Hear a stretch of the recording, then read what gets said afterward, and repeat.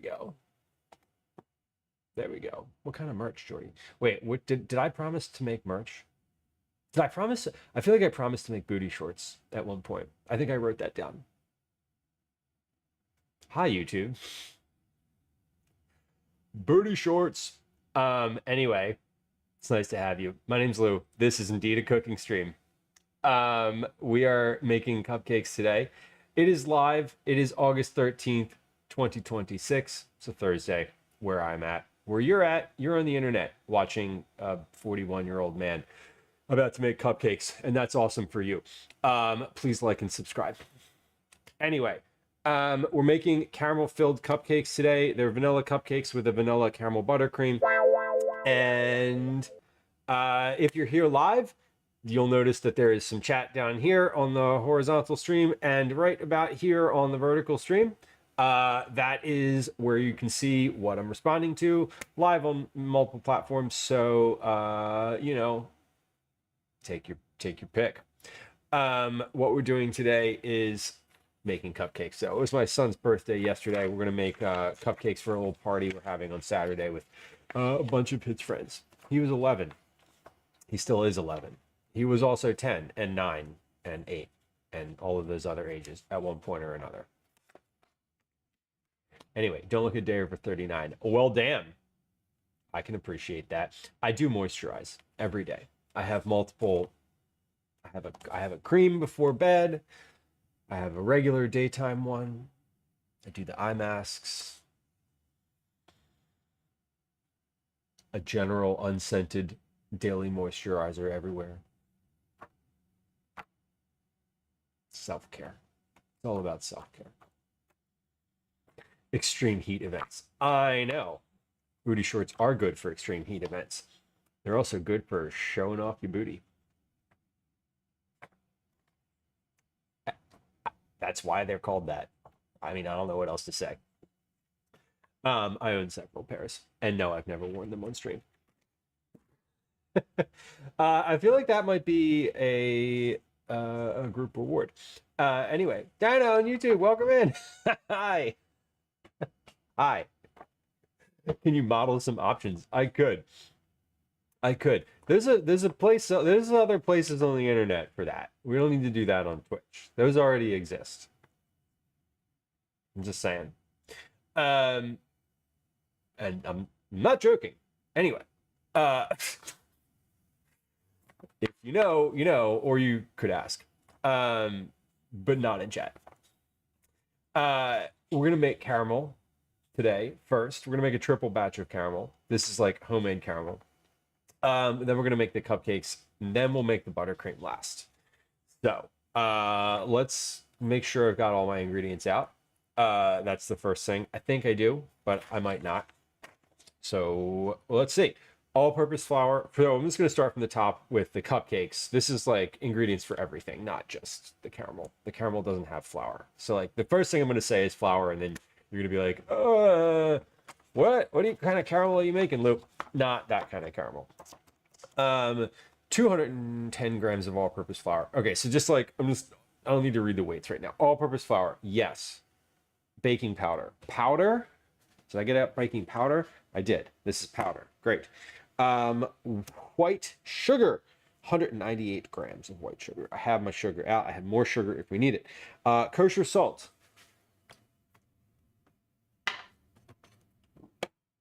Y'all, I love a recipe that specifies what kind of salt.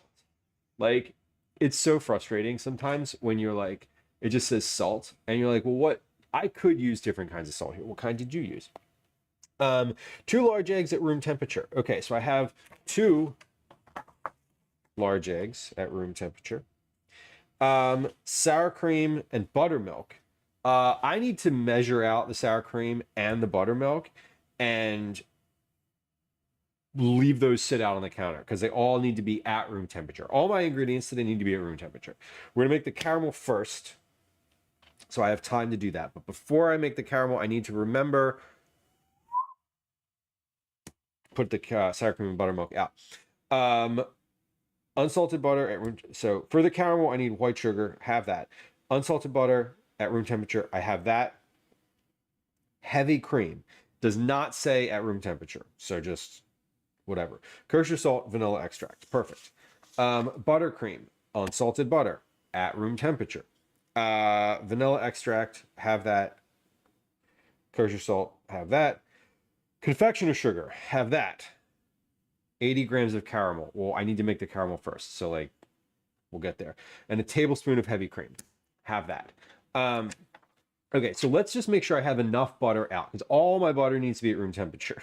So if I'm doing a double batch of cupcakes, that's 2 sticks of butter. If I'm doing a triple batch of caramel, that's 6, 12, 18 tablespoons of butter. There's 8 in a stick. So 8, 16, that's 2 sticks plus 2 tablespoons. Okay, so like 3 sticks. And then for the buttercream, I am going to need 4 sticks. So 4, 5, 6, 7, 8 sticks and 2 tablespoons. I have 1, 2, so 4, 8, and then 2 tablespoons from this packet. So I have plenty of butter out. Amazing. Eggs, I only need 2. So, oh no, I need 4 because I'm doubling the cupcake. So let's just get our 4 eggs out and put them in here. I'm going to get 5 in case I break one, which might happen. So we're going to do, we'll get 5 out and we'll just, you know, and we'll forget and we'll put an extra egg in there and it'll be okay. Okay. Moonlit says, if Pop's got some Hoochie Daddy shorts, I would certainly be staring. I own them. I'm saying that I have them. I wear them to bed. They're comfortable. They're better. They're nice to sleep in. They don't bunch up. They don't bunch up around your legs. They're just like, you know, you feel kind of good when you're going to sleep. You know, yeah, I have a couple pairs. They're great. And I'm not going to wear them on stream right now because that would require me going to get changed. And I don't want to do that. Sita, welcome in. Nice to have you. For the cupcakes, though, I need the sour cream and buttermilk at room temperature. So I need, if I'm doubling this, I need 1 cup of sour cream and 1 cup of buttermilk. So that's 2 cups of liquid. We'll do here's what we'll do. We're going to do the buttermilk first because the sour cream, I can just measure. If I need a cup of sour cream by volume, I can put the buttermilk in and then put the sour cream in. And then when the liquid level rises to 2, I'll know that it's 2 cups because that's how the properties of matter work. Right? My brain is so big. It is, listen, Lychee, this was a like, I just made the calculation because it gives me this by weight. It says 120 milliliters of sour cream. And I'm like, what the fuck is that? Like sour cream, if it was 120 milliliters of like a normal liquid, right? Water, that's 120 grams. But like sour cream, the density of that, not the same. Not the same. Moonlit says, I enjoy sleeping nude. I mean, yes, correct. More so. I don't do that as much. I don't do that as much now because I'm always concerned if Calvin like comes upstairs and like needs something right away. And then I'm like, I forget. I'm like, get out of bed. I'm like, oh. We have a very permissive house, but I'm also just like, I'm fine. It is my preference though. Is this buttermilk? Yeah, it is. Oh, low fat buttermilk. Why? Why do we have low fat buttermilk? What if someone breaks in? I mean, you ever seen American Psycho? The part where Christian Bale's running around in the tube socks with the chainsaw. I'm just saying that could be an option. Oh, I have more sour cream than I thought in here. Hold on. Is this open? Oh, this isn't open. Oh, this isn't open. I bought too much. Too much sour cream. Yeah, Moonlit, exactly. Like the fear of like your kid coming in and being like, "Oh, I need something." Is sort of like, "Okay, maybe I'll just table this for a little while." But when I go away, ain't no ain't no worries in the Airbnb. I'm just saying. Is this sour cream good? Hold on. I need to like yeah, that's fine. Okay. So a cup of sour cream. So this is the oldest sour cream. Great. I know there really isn't that too much thing. There is such thing as too much sour cream, but like I kind of, I kind of, I just bought a bunch of sour cream and then misjudged how much I had already. I didn't see this container in the back. I saw the squeeze container and was like, "There's not enough in there," but I totally missed that this one was sneaky hiding in the back. And again, this is like just making sure. Like I have a brand new container of sour cream. I just got it like a couple days ago. I don't know when this is from. Does this expire? Let's feed this to my kids' friends. Best by May 18th. This is fine. Like literally this looks perfect and smells fine and was sealed. So we're going for it. We're going for it. It's getting baked anyway. Like shh. It's all good. It's all good. Best by August 18th. Yay. Okay. We just made it. Sour cream and cupcakes. Yeah, it makes them moister. Moister.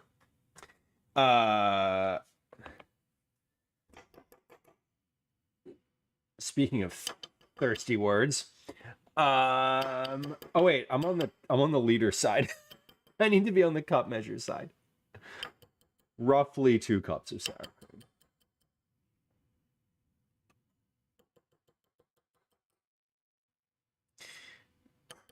Almost there.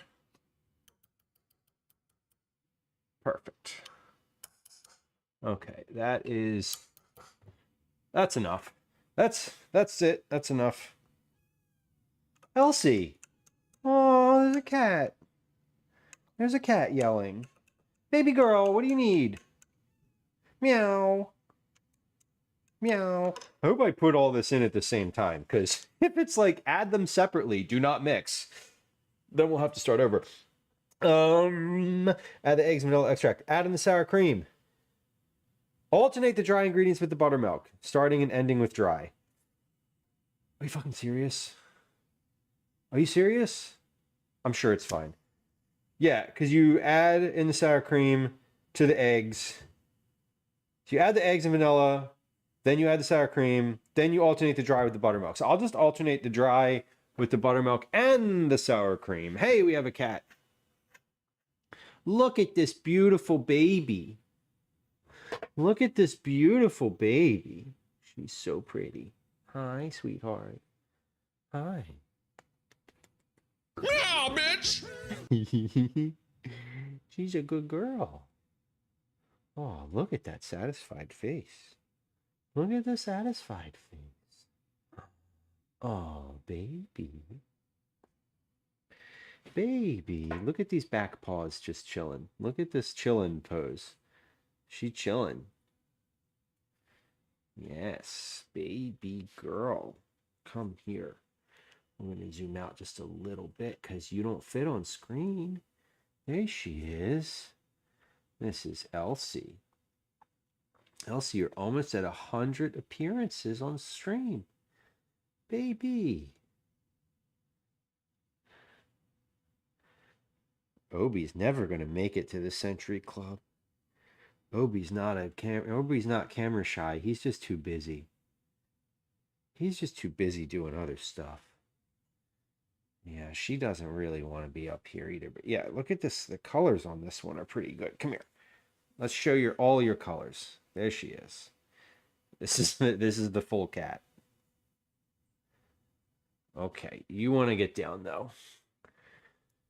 She's like, what the fuck was that? Why did you just lift me off the ground and rotate me? She doesn't understand the camera and this. She doesn't understand any of this. This is not. Obviously, she's a cat. She doesn't know. She just knows that I stand here and talk. She doesn't understand that there are other people around. Chase, hello. We love a calico. She's a pretty good calico. I'm happy with her. She and Obi and Ash are all triplets, so it is kind of funny because they're all very they have very different personalities and different colors, but they're all from the same litter. We determined that Elsie's definitely the oldest, though. She's definitely the oldest. Turtle, hello. Welcome in. Okay, we have all of our ingredients sitting out that are going out to room temperature. So, we also have a click me reward in the channel point redeems. If you want to click it, you can get points towards the channel or towards a Cookie Club entry, similar to checking in, for the next like 65 seconds from right now. Make the caramel. Take a small saucepan and place it on your stove. Add the sugar, a quarter cup at a time, letting the sugar dissolve completely until you add the next quarter cup. Stir occasionally until the sugar has completely dissolved and turns a dark amber color. Turn the heat off. Add the butter in a piece at a time. Be careful as it may sputter. Stir with a heat-proof spatula as you add the butter. Stir in the cream, salt, and vanilla. Pour into a large jar or bowl. Let cool until it is very thick. Very thick.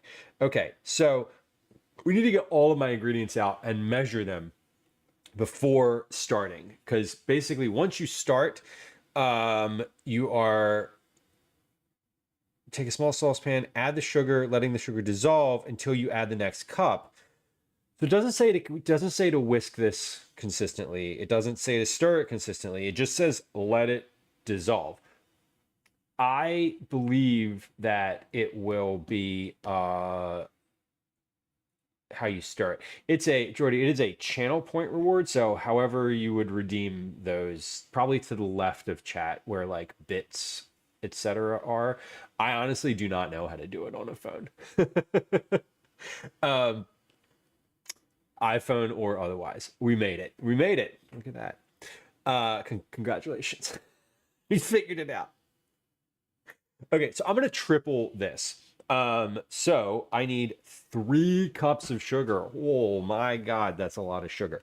I'm going to triple this because I want a lot of caramel. Because here's the thing. It's not going to go bad. It's definitely not going to go bad. It's not going to... yeah, it's not going to go bad. It's not going to expire. And if I have too much of it, that's a far better problem than if I don't have enough. So I'd rather have too much. Having too much icing, not great. Not that great, but like also still kind of fine. Having too much caramel, not a problem at all. We eat ice cream all the time around here. So I'll just make this and it'll be fine. Okay, so we need 3 cups of sugar, 18 tablespoons of butter. So we're going to cut the butter up because it says add the butter a piece at a time. So I don't know, 8, 16.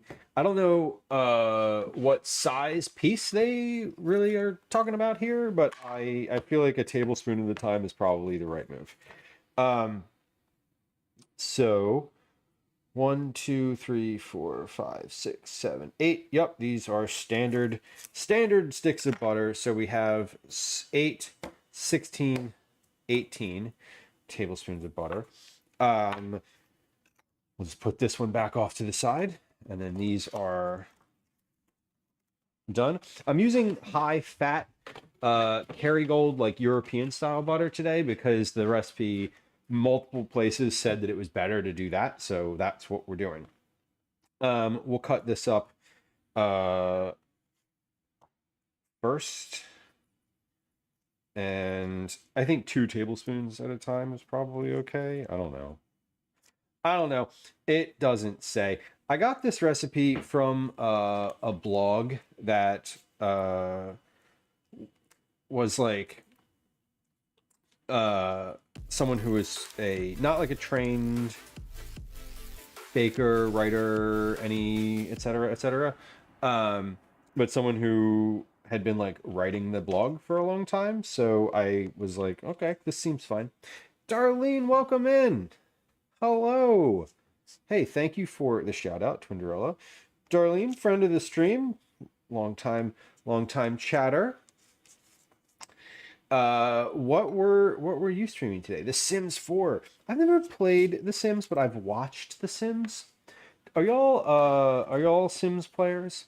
I feel like it's fascinating. It was a world that The Sims is like old in the sense of like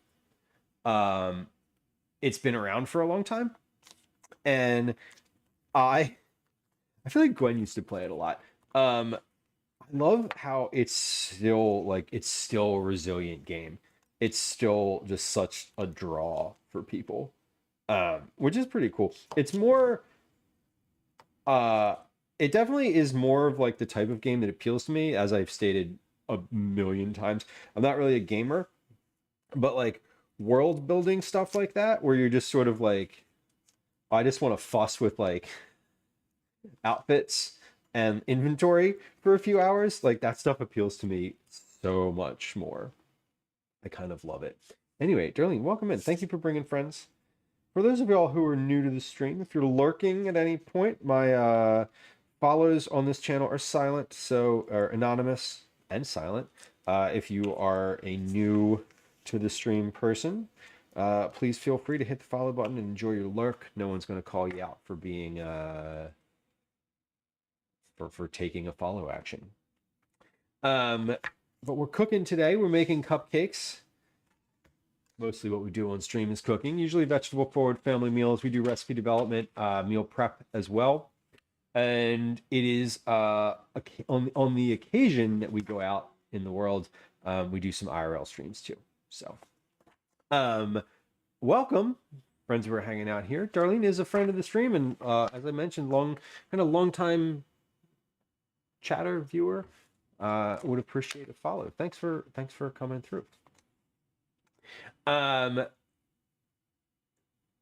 you played it as a kid and didn't like it. Felt bad that they die. Felt in this, but yeah. And some people play The Sims with that explicit goal too. So to each their own. Twin Trail says I own all of it, but I never play. Twin Trail, that's I feel like I'd hung out on Abby's stream a couple times. Did she play anything but The Sims? I feel like that was the few times that I hung out in her stream, lurked in her stream, I always kind of enjoyed it.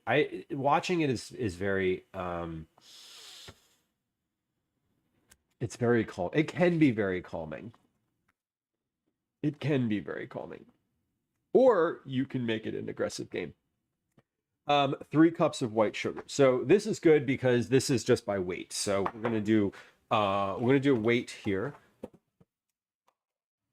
Weight. 3 cups is,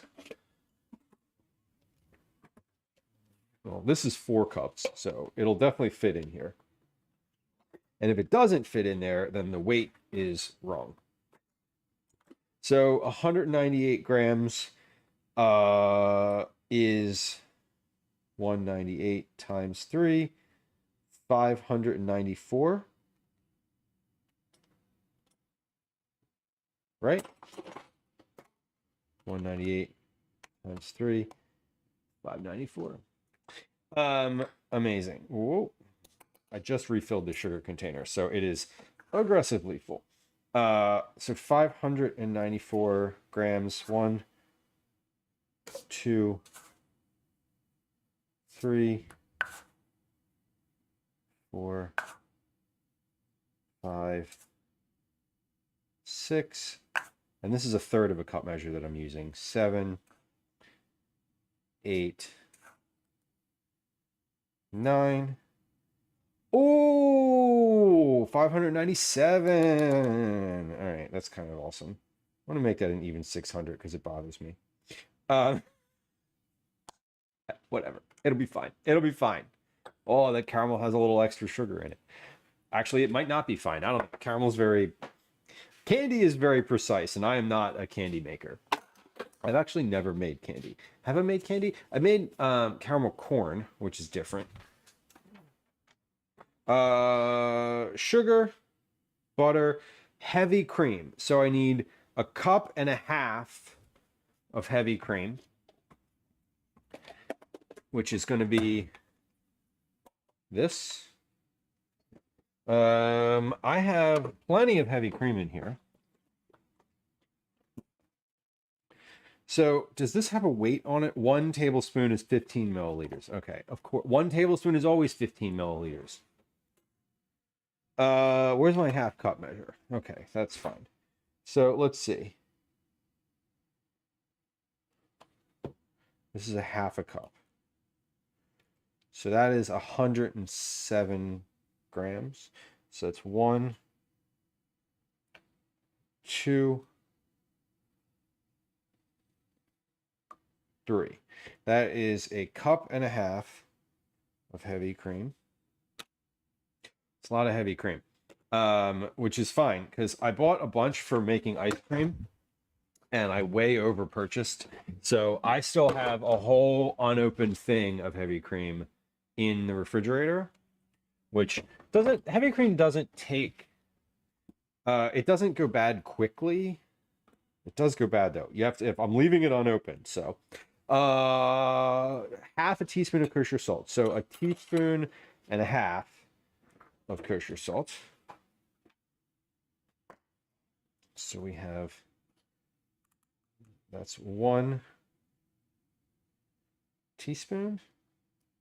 And then I'm just going to eyeball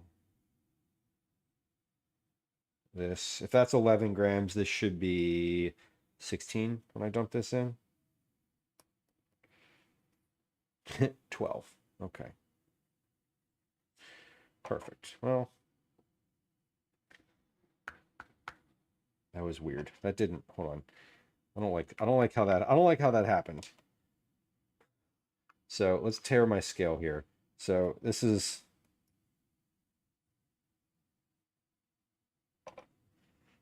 you know what? I don't care. I'm measuring. I'm using a thing. Why was it 11 grams? I don't know. Because now it's only 4. That's weird. And then a teaspoon and a half of vanilla extract. We're using the good vanilla extract. So, hold on. I had there was a, who asked?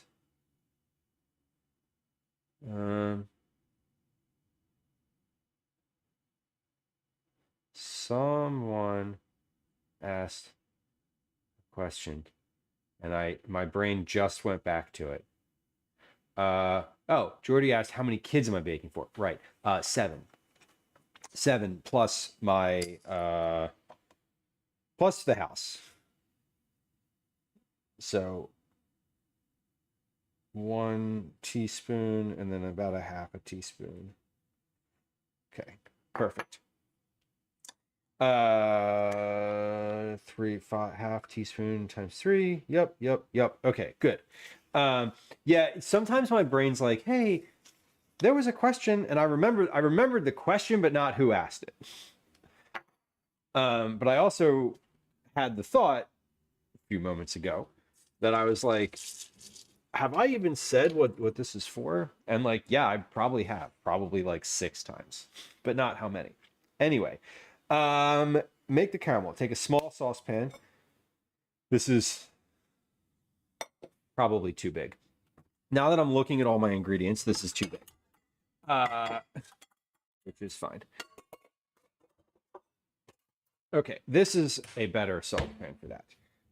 Place it on your stove over medium. Add the sugar 1/4 cup at a time, letting it dissolve completely. Okay, so we're gonna pop this on medium. Medium is so subjective because it definitely differs from stove to stove. Medium gas, medium electric, is medium 3, is medium 4, is medium 11. This stove goes up to 11. Okay, let's see if this camera works. It does. We're gonna change the white balance just a little bit though, because it looks a little yellowy. There we go. What did the rosebud code do? Dare I ask what that does? Did? If it's naughty, let me know. Okay, there we go. There we go. Okay, so this is on medium. Place your stove, add the sugar 1/4 cup at a time. So we're gonna do our sugar with I'm gonna do this kind of with a whisk. So 1/4 cup at a time, and then we're dissolving it. Is that okay? This seems very counterintuitive. This seems like it would burn, but maybe it won't. What's gonna happen? I've never done this before. So this is new. If anybody's done this before and I'm messing this up, please feel free to like let me know. But I genuinely am not sure how this is supposed to work. I know that sugar melts. Obviously it melts. Sugar will melt and it'll start turning brown. Okay. I mean, the stove's on medium. I can tell that it's not instant because obviously it's not. I'm starting to smell it a little bit. They just give you Sims money. Okay. According to Google, Torta says you shouldn't stir it first. Well, that's counterintuitive to my that's extremely counterintuitive to how I like to cook. I like to stir constantly. Even if the recipe's like, don't touch it, my brain's like, stir it constantly.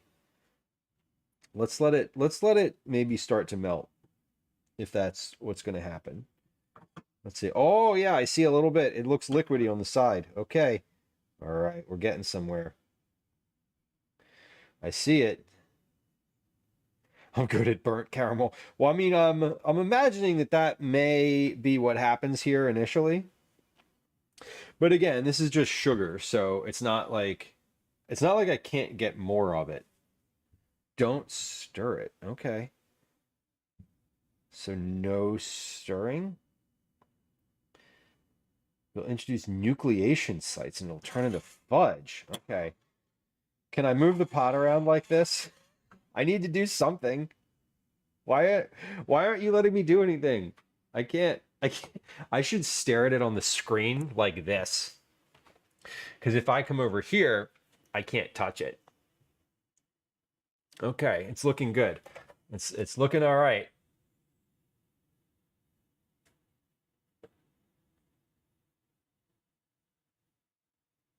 All right, it's liquidy. We're getting a little smoke coming off. Is that too hot? Add the sugar, letting the sugar dissolve completely until you add the next 1/4 cup. I mean, it's supposed to be brown. I am going to stand over here at the counter and watch this on the screen, because if I go over to the stove, I am going to touch it. I'm definitely going to touch it. I'm going to touch it. Because it's smoky. It's definitely like smoky. I feel like I should just add more sugar now that it says not to. Okay. Well, first off, I need to turn my exhaust fan on so my little thing doesn't, my fire alarm doesn't go off. Okay. I'm trusting. I think it's too hot. I'm turning it down. Yeah, Cyber, I'm turning it down. Turning it down, and then I'm like I just lifted it. I didn't move the camera. I didn't zoom. I just lifted it.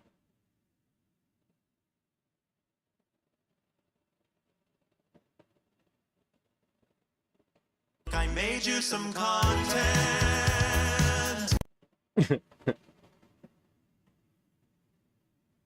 Yeah, this is what I was saying, where medium for some folks is not the same as medium for Don't others. worry. I know what I'm doing.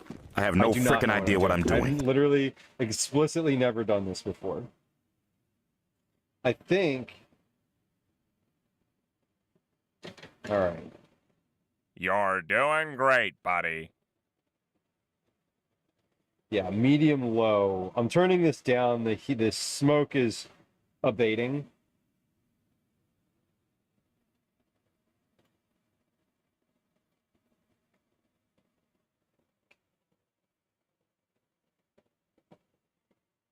Okay.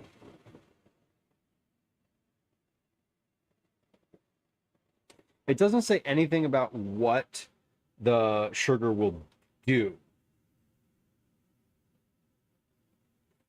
It says, take a small saucepan, add the sugar, letting the sugar dissolve completely until you add the next. Stir occasionally until the sugar has completely dissolved and turns a dark amber color. Then turn the heat off. So it's telling me to stir. If I'm reading these directions, it's telling me to stir occasionally, but not constantly. So like a little bit is okay. Like this is okay. Just to kind of break up the sugar raft is kind of what I'm interpreting here.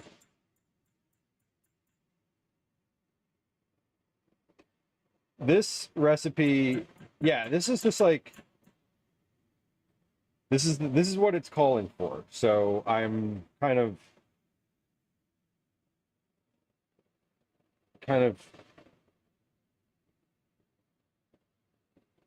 following what it says. Yeah, caretaker. That's kind of my thought. Is like I don't want to like stir it constantly. I have the tendency to just do this, like aggressively stir. When it's going, I'm seeing it bubbling a little. It stopped smoking. It stopped smoking a lot, which is like good. I don't want it to be smoky. Not whisking though. Hurt. I will not aggressively whisk. I am trying to get the sugar to come off the end of the whisk though. Maybe if I leave it sit here and it will melt along with the rest of the sugar. All right. Get off the whisk. You gotta get in. You gotta get in. All right.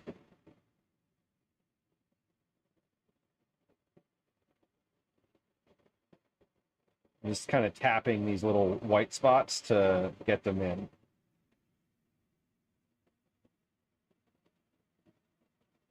It smells like caramel though, so I'm just like, I think we're doing all right. Maybe I should just get a spatula for this instead of the whisk, because I'm very tempted.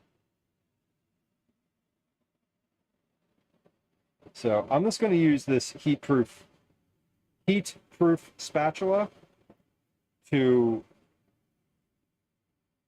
scrape as opposed to with the whisk. It does note that later when I add the other ingredients that I should be using a heat-proof spatula to fold them in. So that I'll just start doing that now.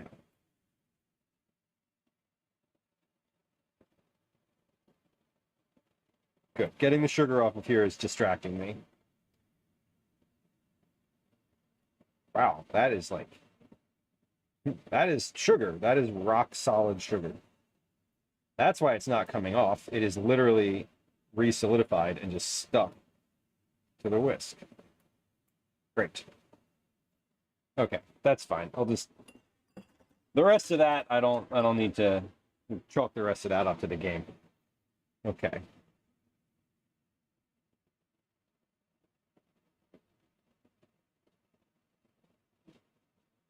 I'm just spreading this out. I'm not stirring it. I'm just kind of making the sugar raft on the top a little thinner.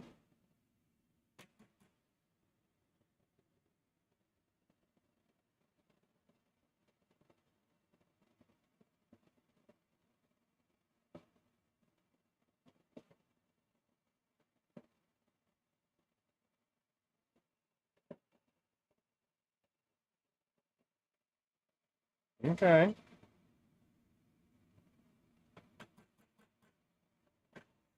We still have quite a bit of sugar in here, so this is going. I'm imagining that as this gets more in volume, that the sugar will melt quicker.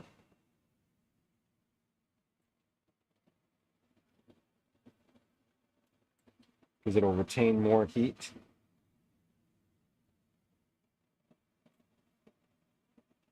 Yeah, definitely not burning. I'm not smelling any burning. It's probably just, I mean, this is just steam coming off of here. It's not smoke. The little wisps. And steam is usually, steam is good for this because it's just, I'm assuming it's good because it is taking moisture out. A wet pastry brush. I think we're gonna, like what do you call it? A fiber pastry brush, not the plastic one. I'm assuming the plastic one would not be very good. I don't know if I have a non-plastic pastry brush. I might not. I think it broke. I don't. My only pastry brush is plastic. So I'm gonna avoid the plastic scenario. Eventually this is going to be that high on the sides. Yeah. I see what you're saying.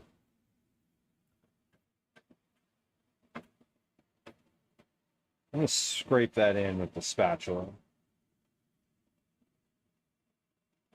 Because I'm not stirring it onto the sides. I'm letting it go, as they've said.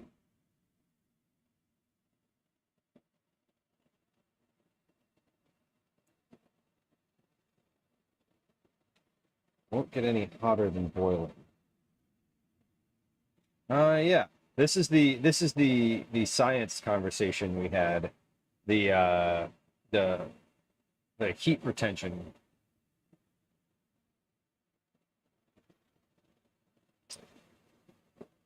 Okay. I just turned it up a little bit.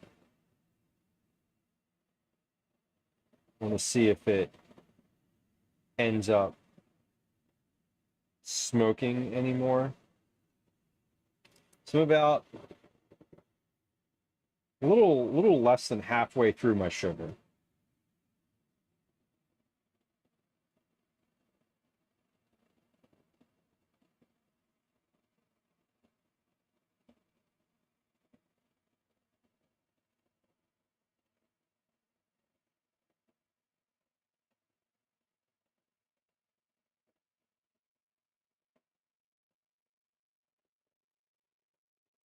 Yeah, stirring occasionally. That's looking good.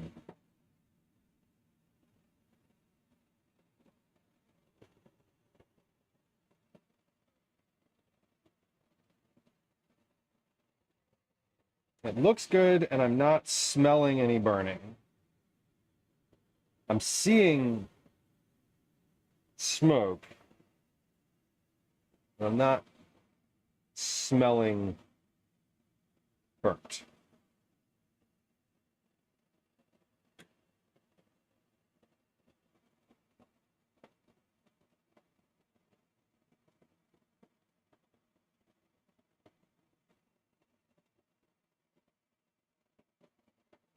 Okay, I am going to turn it down a little bit. I think the temperature I was at was like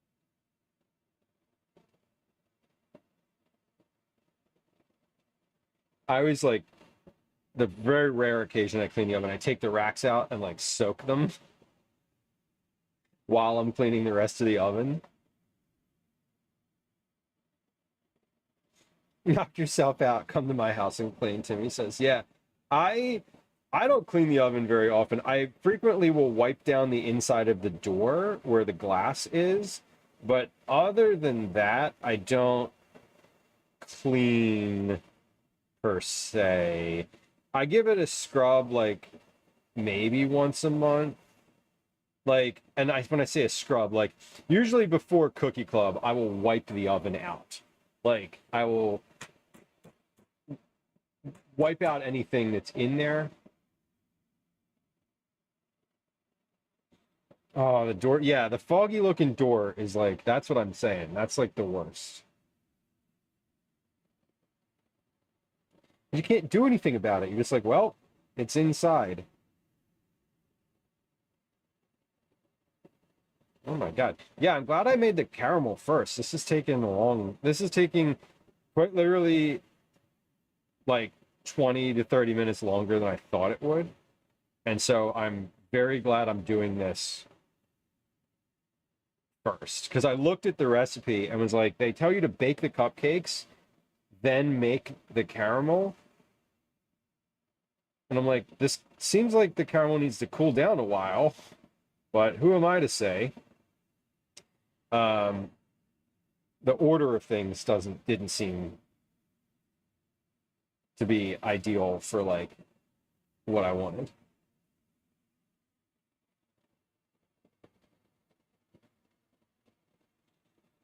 And it's going. I am stirring occasionally, as it says. I am not whisking aggressively. We're taking it easy. Taking it really easy. That says, I understand why I burn my caramel. Well, listen, I don't know what I'm doing here. I'm just sort of guessing. I know from folks in chat saying, a little bit of advice, like, I know that when you whisk things, you introduce air, and I don't want to introduce a lot of air to this. I know that the sugar will melt on its own. I'm assuming that if I left this sit at the very lowest heat, eventually this sugar would all just melt. I'm kind of stirring it because I want it to go a little quicker than just leaving it completely alone.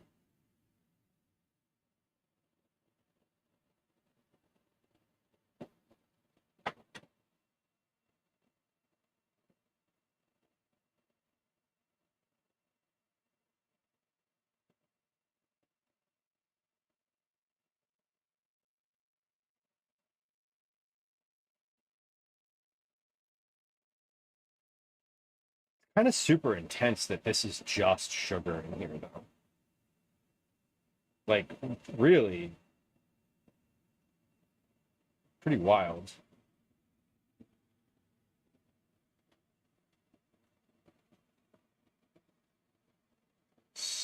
Don't scraping the inside here.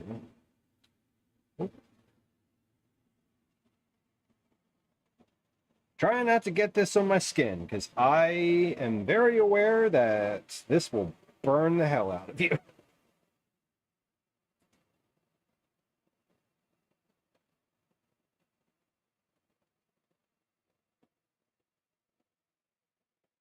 Let's not drip this onto my arm, finger, hand, leg.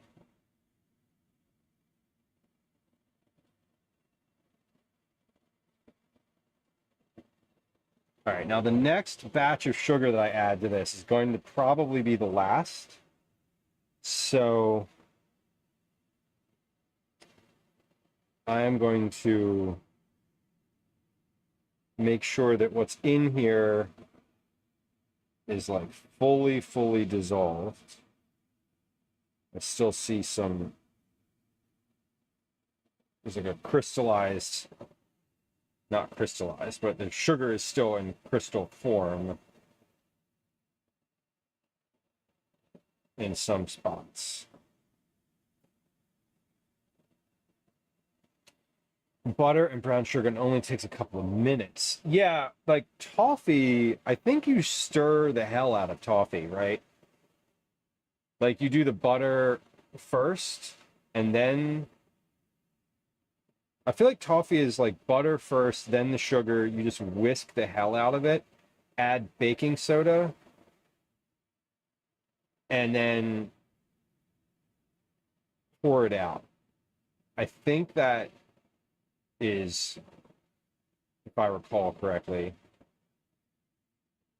the toffee process. So this will have butter in it, but it's not in there yet. This is just sugar in here. No baking soda. Okay. When I make the caramel for caramel corn and it needs to be solid, I know that has baking soda in it. But that's that is not pure sugar. That is caramel made from corn syrup. So it's just butter and corn syrup.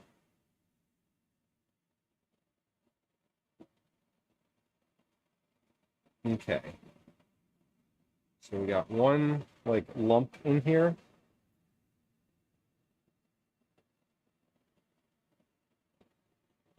Letting that sit for a moment.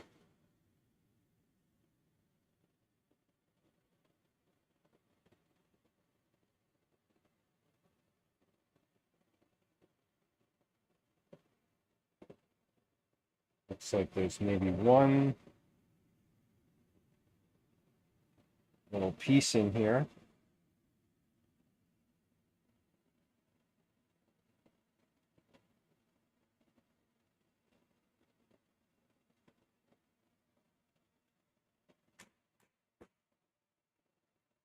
Let's see. That looks to be lipid. Okay. Now add our last round of sugar. So this is also taking a while because I'm making a triple batch.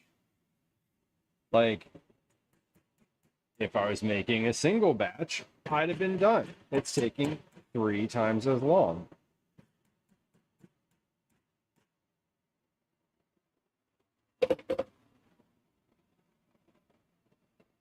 I can turn my exhaust fan off now. Yeah, I can just turn that off because I'm not getting any smoke anymore. And if I get smoke, then I need to turn my heat down. But this is looking really pretty good so far. Happy with how it's coming out. This is very, you can see like the sugar strings as they drip and dry off the spatula. Kind of fun. Kind of fun.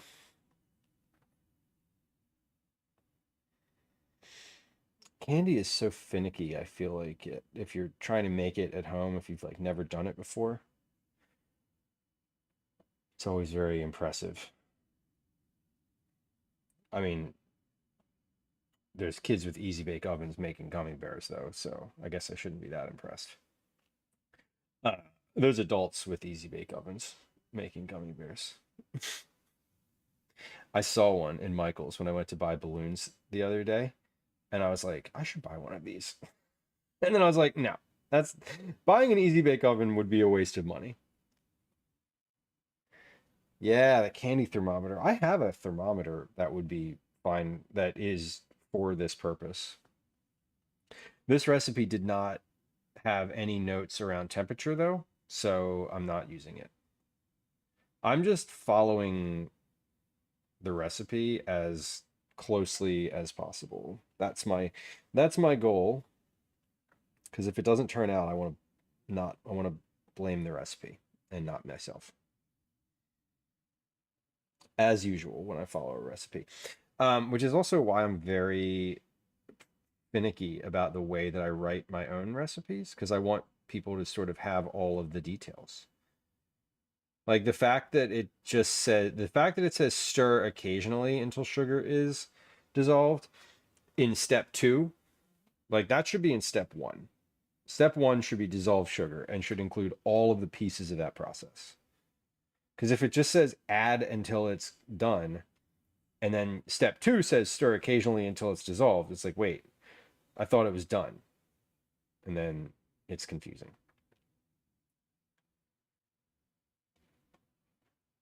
I'm confused. But we're getting there. And again, this is going to need to cool down before our inclusion with the buttercream. So I'm glad I'm making this first. What temperature is caramel supposed to be at, out of curiosity? Do we have a like specific temperature for that? I am sure that on the thermometer it says it. It says everything else. It's the same thermometer I use for deep frying.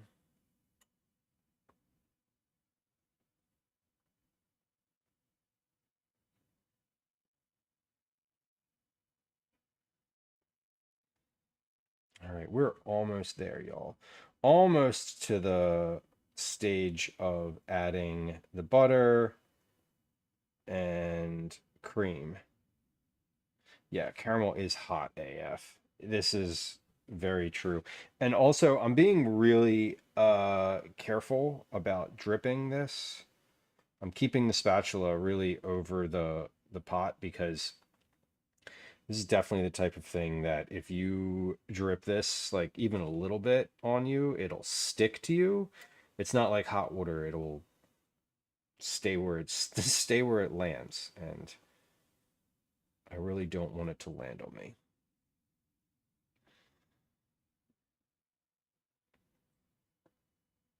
Okay. This looks to me like the sugar has completely dissolved. I would say. It smells really good. I do not smell any burning. There's no negative smells. Okay, so next step. Turn the heat off. Add the butter in a piece at a time. Be careful as it may sputter. Stir with a heat-proof spatula as you add the butter. Stir in the cream, salt, and vanilla. Pour into a large jar or bowl. Okay, so we're going to add the butter. Butter, one piece at a time.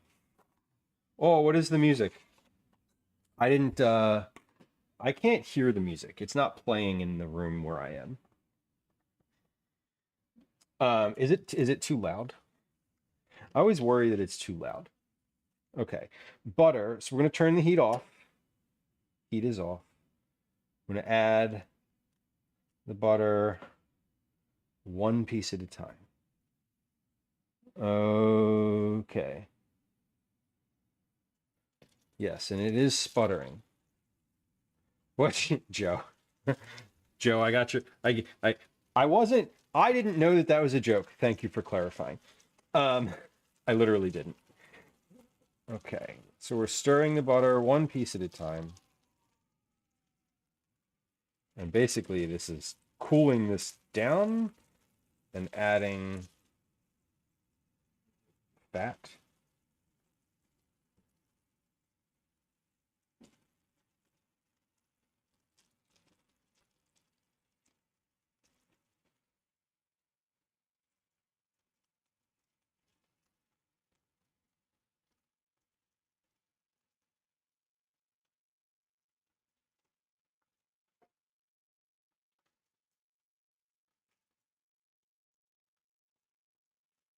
Oh, that was 2. Oops.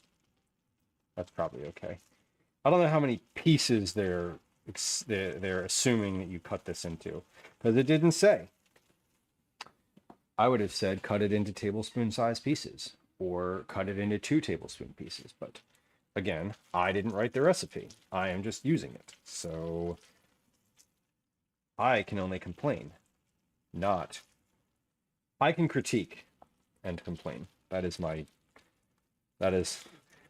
lot in life when reading other people's recipes. Y'all, if y'all ever feel adventurous or lazy and make any of the recipes that I wrote and have notes like that around them, y'all please feel free to let me know. Command recipes in chat if you are like, wait, you write recipes? Yup. They're on the internet. You can find them. You can find them. They are available. But I'm always open. I'm very good with getting critiqued. It's I receive that type of feedback pretty well because I always just want to get better.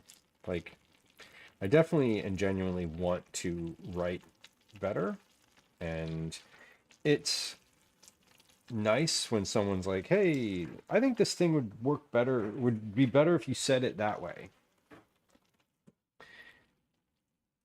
Yeah, as long as the critique is useful, caretaker. Exactly. Like the person who commented and was like, this soup didn't work for me because I changed all the ingredients. Like, shut up. Again, like that's not helpful to me.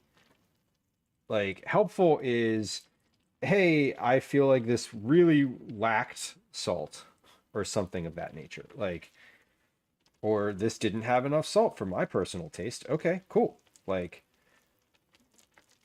if enough people tell you that, then maybe it needs more salt.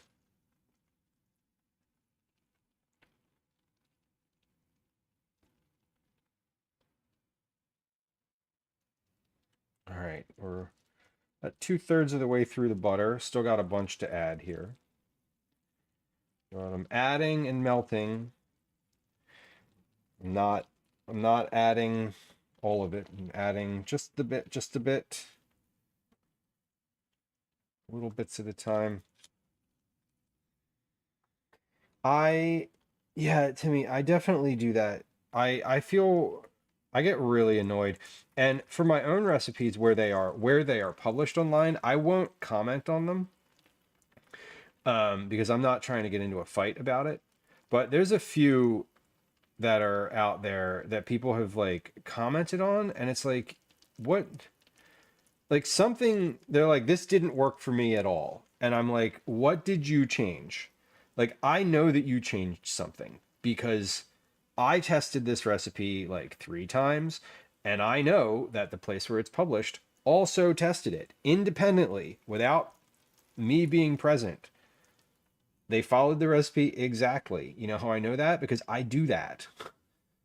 And when shit doesn't work, I'm honest about it because I'm not trying to let something go out that like doesn't work.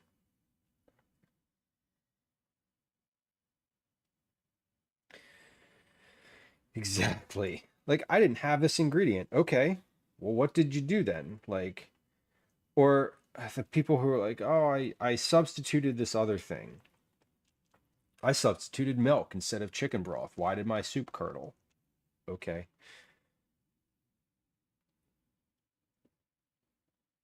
Complained about lack of sweetness because they used carrots instead of peaches. Yeah. Now, could you do that? Sure. You know what you need to do? Add honey or sugar. Yeah, and the like spooky hello. It is an insane substitution. Right. But people, it's just like people read stuff and they're like, "Oh, it's not that big of a change, but like it's huge." I mean, obviously carrots for peaches is one where like anybody would be like, "Listen, you idiot."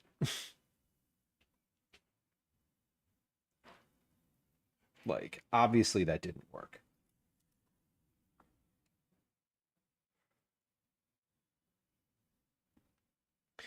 Oh yeah.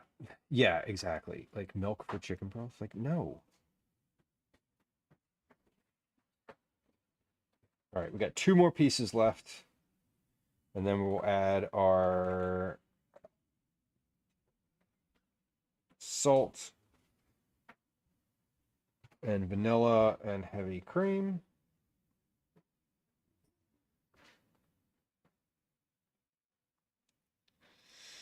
It's definitely feeling like more like a caramel now. It's got a sort of a viscosity to it that is it's starting to cool down because I took the heat off of it. And I can feel on the bottom as I'm like scraping up, I'm sort of, yeah, you see that like that line, these like drizzles, that is looking like caramel. Kind of amazing. Okay, beautiful. Some of yeah, most of the recipes that I've had that people have left comments on have been good. I love the one comment that I had on one of the more recent recipes that was like, this is an insane amount of parsley, but it really works. And I'm like, yes, I know. It seemed like a lot to me too. And it does work, you're right. Okay, that is looking decent. Add the butter. Stir with a heat-proof spatula. Stir in the cream, salt, and vanilla. Okay, so let's stir in the salt and vanilla first. Oh, catastrophe. I know. For sure. I have never tried to do that myself, but I have had it from people who've done that, and it is so phenomenal.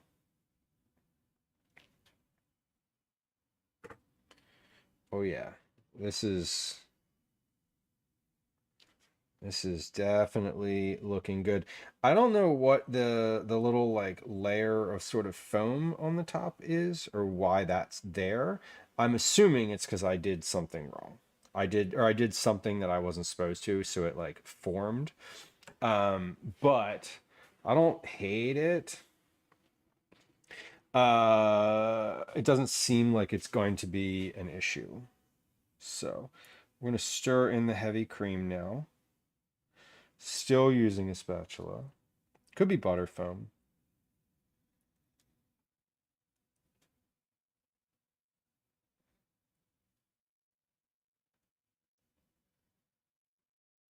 Maybe it'll cook out. Maybe. Well, I'm not cooking it anymore. We're off heat now. I'm just incorporating heavy cream.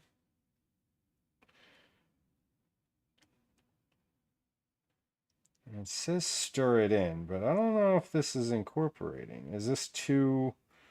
Did I fuck this up? No, I think it just need... These are milk solids, and I think they just need to...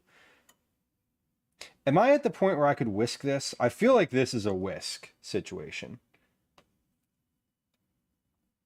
This is the point where I would like start stirring this less with a spatula and more with yeah, more with a whisk. I'm going to keep doing what I'm doing though.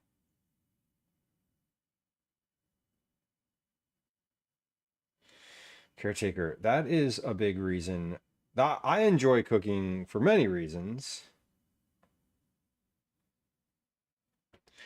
Occasionally I like I stream. I probably do just as much cooking off stream as I do on stream. I'll say that.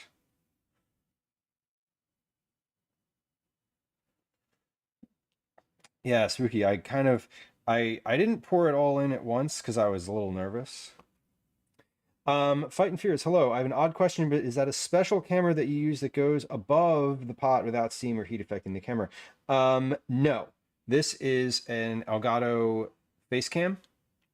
That is the main camera on screen right now. The one that is here, so not this one that you're looking at is a face cam. It is zoomed in a little bit, so it's not as close to the pot as you would imagine. Like the spatula almost fits completely in between the camera and the pot. Command camera melt, I think, or melt camera. Will get you a video of one of the cameras that I used to use actually melting.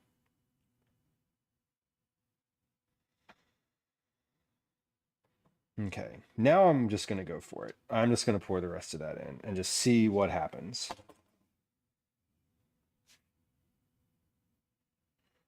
Oh yeah, I can feel, this definitely feels like caramel, and I'm going to sort of stir this a little more than I think I was before. I'm still just using a spatula. But I'm kind of getting... Oh, what? Who the fuck keeps calling me? I have gotten a million text messages. Oh my God. Please stop interacting with me. Not you. My cell phone. Please stop. Like, it's overwhelming me right now. Okay. I am going to, at this point, I am going to take a whisk and sort of give this a final stir round, because I feel like I want to just really like finish incorporating all of this. And I don't, the spatula is too splashy.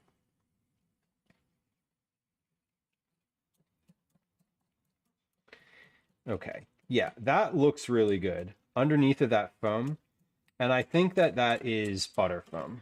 So yeah, I do think that that's kind of what that is. And I think I needed to get in there with a whisk. Yeah, I think that what I just did, like I wasn't stirring this enough. The spatula wasn't incorporating the ingredients together. It was just kind of moving them around. So this is looking great now. And I'm just kind of getting, there's a little bit of a sticky spot on the bottom. So I'm just kind of scraping at that a little bit here. But this needs to cool off now. And I'm gonna put this in a jar. It does say to add this to like a big jar. So I'm gonna do that because I know that the jar will be the jar is not gonna melt. It's glass. It is spooky. It's exactly. And this is sort of where I was like, you know, I didn't want to whisk it when it was just the sugar. But now that we have all of our ingredients together, I really need to like get everything incorporated. Yeah, and more and just clearer instructions. Like everything in like all recipes, not the website. I just want I feel like you should not assume that the person making it, I feel like you should assume the person making it doesn't know anything. Like literally just knows nothing. What the hell is that? Oh, weird. See that little blue dot on the screen? That is the camera. I was like, is something floating in the caramel? No, it's the light on the camera. That's weird or fun or not even really that notable. All right, let's come on back over to the counter here. And we're going to take this and pour it from this pot into this jar. Let me also get a backup container because I think it might be too much for the jar. So we're going to get 2 containers here. This seems scary. It does. It does. I'm honestly a little like, do I use a funnel for this? But I've poured out of this pot before and it's been fine. So we're going to send it.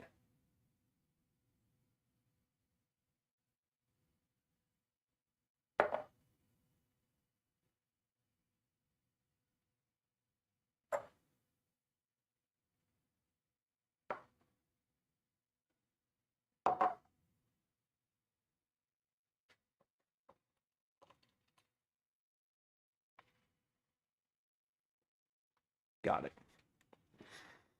Okay.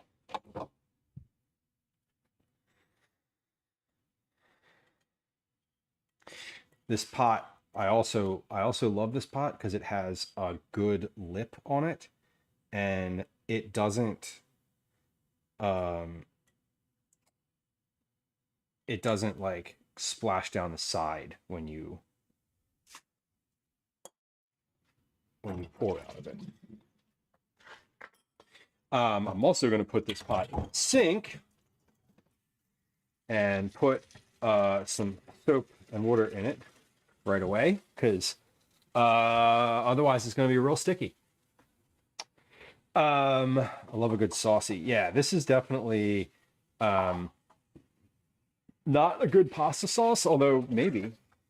Is there, you ever had dessert pasta? Is that a thing? Did I just make that up?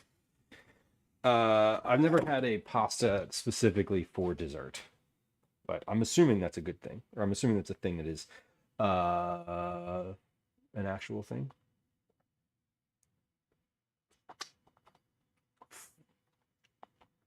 Fuck. That was really good. I just licked that off the counter. That's pretty good. It's not cloyingly sweet. I mean, it's very sweet, but it's like, it's also,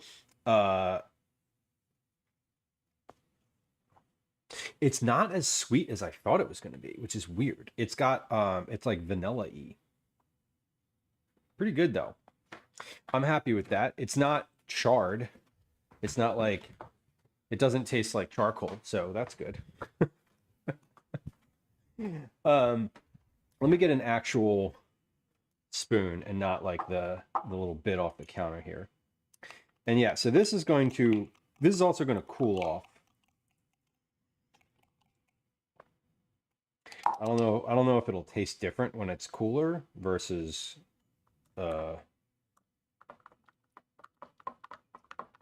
fresh out of the pot, but we'll see. Okay, that looks pretty good. I mean, this is very, very liquidy right now. Hey, Mark's here. Ooh, okay. Mark, welcome in. We just made caramel. Like homemade caramel. Nick, welcome. Happy to see y'all. Theodoros, welcome in. Mark, good to see you. I hope y'all are having a good one. What were you? I'm assuming you were, software and game development. Surprise. I say that condescendingly, but surprise, I'm also cooking. Raid mini run is have to go grab myself some lunch. Amazing. Enjoy your lunch. I hope it's a good one. We were working on the OBS plugin template. Amazing. I can't wait. I can wait. I will wait. If I couldn't wait, I'd learn to do it myself, which is why I'll wait. Friends who are hanging out here, Finite Singularity is a friend of the stream, a person who I've met in real life. Mark does coding specifically for OBS and plugins. He works on OBS like directly and on a lot of the tools that I personally use, which is really impressive to me. And also I would be like scared to do, because I would be like, I'm gonna break everything and then I'll never be able to stream again. But you know, anyway, some people feel like that about cooking. Speaking of cooking, friends who joined us, welcome in. My name's Lou. Admin note number 1, followers are silent. So if you enjoy lurking and you don't want to be perceived and you hit the follow button, nothing happens. There's no alerts, there's no sounds, there's no chat messages. I'm not going to say hi to you until you ask for attention in chat by putting text in the box and hitting send a message. Anyway, let me mansplain to you how chat works. No, I'm not going to do that. I think you know. Anyway, I am a home cook and a recipe developer. I'm a parent. I live in Philadelphia. My pronouns are he, they. I'm happy that y'all came through. We do a lot of cooking here, a lot of conversation. Think about it like you're sitting at a kitchen counter at a friend's house. They're just chatting, you're just chatting. Say what you want. Sometimes we talk about food. Often we talk about food. Usually I'm talking about food because I'm cooking. So anyway, we also get out in the world and do IRL streams as well, although less frequently. Anyway, we today are making caramel filled cupcakes. What have we done today? We've been live for 2 hours. We have made caramel. This is it. It looks like this. Oh, that jar is hot. Let's not grab that. We'll drop that. We'll drop that, and then it won't just be OBS that won't be working. It'll be my whole laptop. We made caramel. It looks like this. It's very dark. It's going to cool down now for a little bit. And as it cools, it will get a little less liquidy.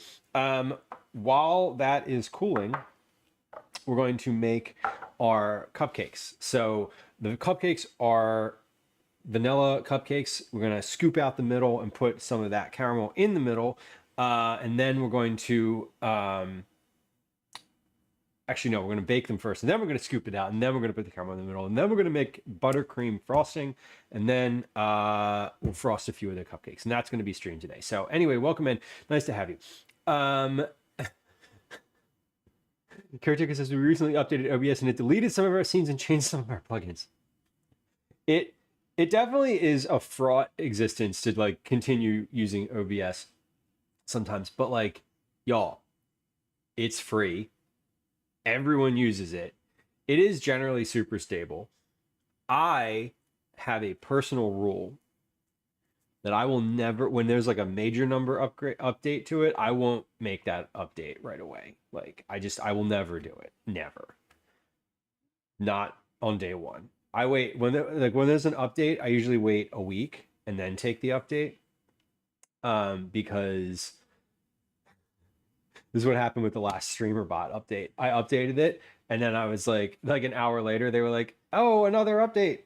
Because we patched something, and then like 2 hours later, they're like another update. And like, let's be clear, I'm glad that they're doing those updates and across these free and amazing pieces of software. Like these are a lot of them are like volunteers who are doing this. They're not getting paid for it, so like, I get it. Anyway, my personal rule is don't update until at least a week after the update has come out, because then it's like you get the patch. You get like the patch version. Timmy, some people who use Meld. I haven't done any research about Meld. I've looked at it for like 15 minutes, maybe. I know personally, I am so invested in OBS. I'm not going to switch. Like at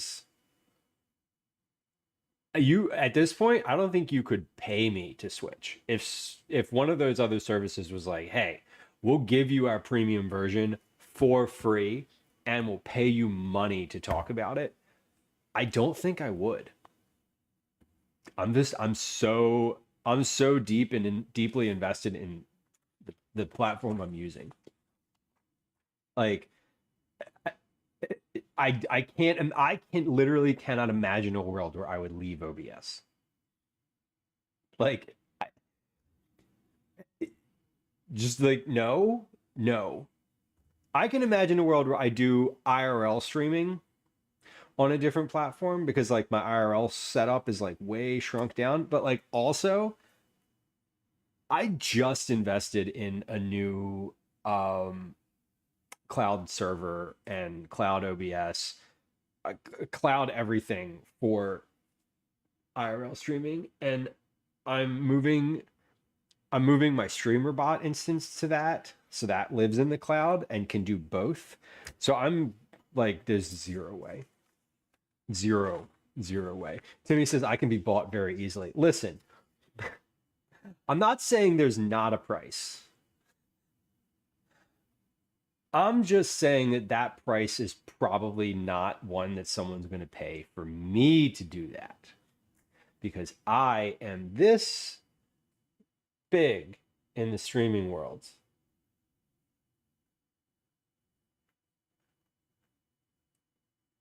Can you see? Can you see? This big, that big. And nobody wants to give me money for anything, like literally anything. That's not true. There's a bunch of people that are like, hey, we want to give you a discount code so you can talk about our product and push people to our website. They'll get 10% off. And I'm like, no. Anyway, that's how I feel about discount codes and advertising. My literal answer will always be no. Pay me or get away. Pay me or get out of my inbox. Which is why I don't have any sponsors. It's actually why I don't have any sponsors. Anyway. Chozilla, no, definitely not sponsored by Big Caramel. We're DIY on this channel. Sips tea. Sips caramel. No, it's too much. That would be too much. All right, we want to make the cupcakes. Preheat the oven. Done. The recipe makes 13 to 14 cupcakes. That's a weird number. It should, whatever. It's not a weird number. It's just that most trays have 12 cupcake holders. In a stand mixer with the paddle attachment, beat the butter and sugar together on medium-high speed for 2 minutes. It should become light and fluffy. Add the eggs and vanilla extract and beat again on medium speed. Add in the sour cream, beating on medium-low and speed until well combined. Alternate the dry ingredients with the buttermilk, starting and ending with dry. Fill the liners with batter until they are 2/3 full. Bake for 20 to 30 minutes. Easy. Easy. I am going to make a double batch of this straight away because why not? Because anything that needs 1 stick of butter, there's 3 cups of flour, that's fine. That will probably make my mixer not happy.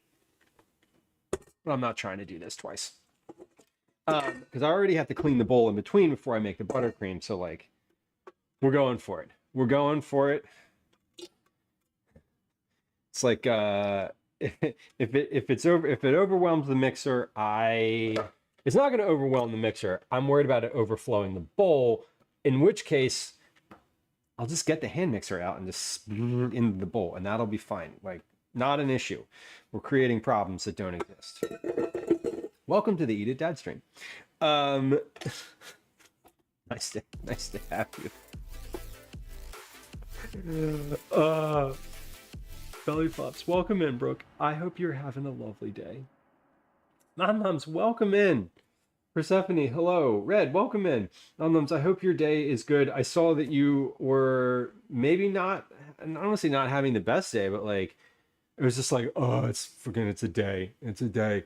I get it. I hope you are having a good one. I hope stream is relaxing and that you have a good, like, evening in front of you. I hope the evening is easy, and if the evening isn't easy, I hope it is short, and if it isn't short, I hope it I hope Friday's good. I don't know, will I ever start making the cupcakes? Yeah, maybe. MCR. My Chemical Romance. Did I get it? Is that it? Mitochondrial reactionaries. They're pretty underground. You've never heard of them. Excellent. Friends who are hanging out here. My mom's is a friend of the stream, fellow food and drink streamer.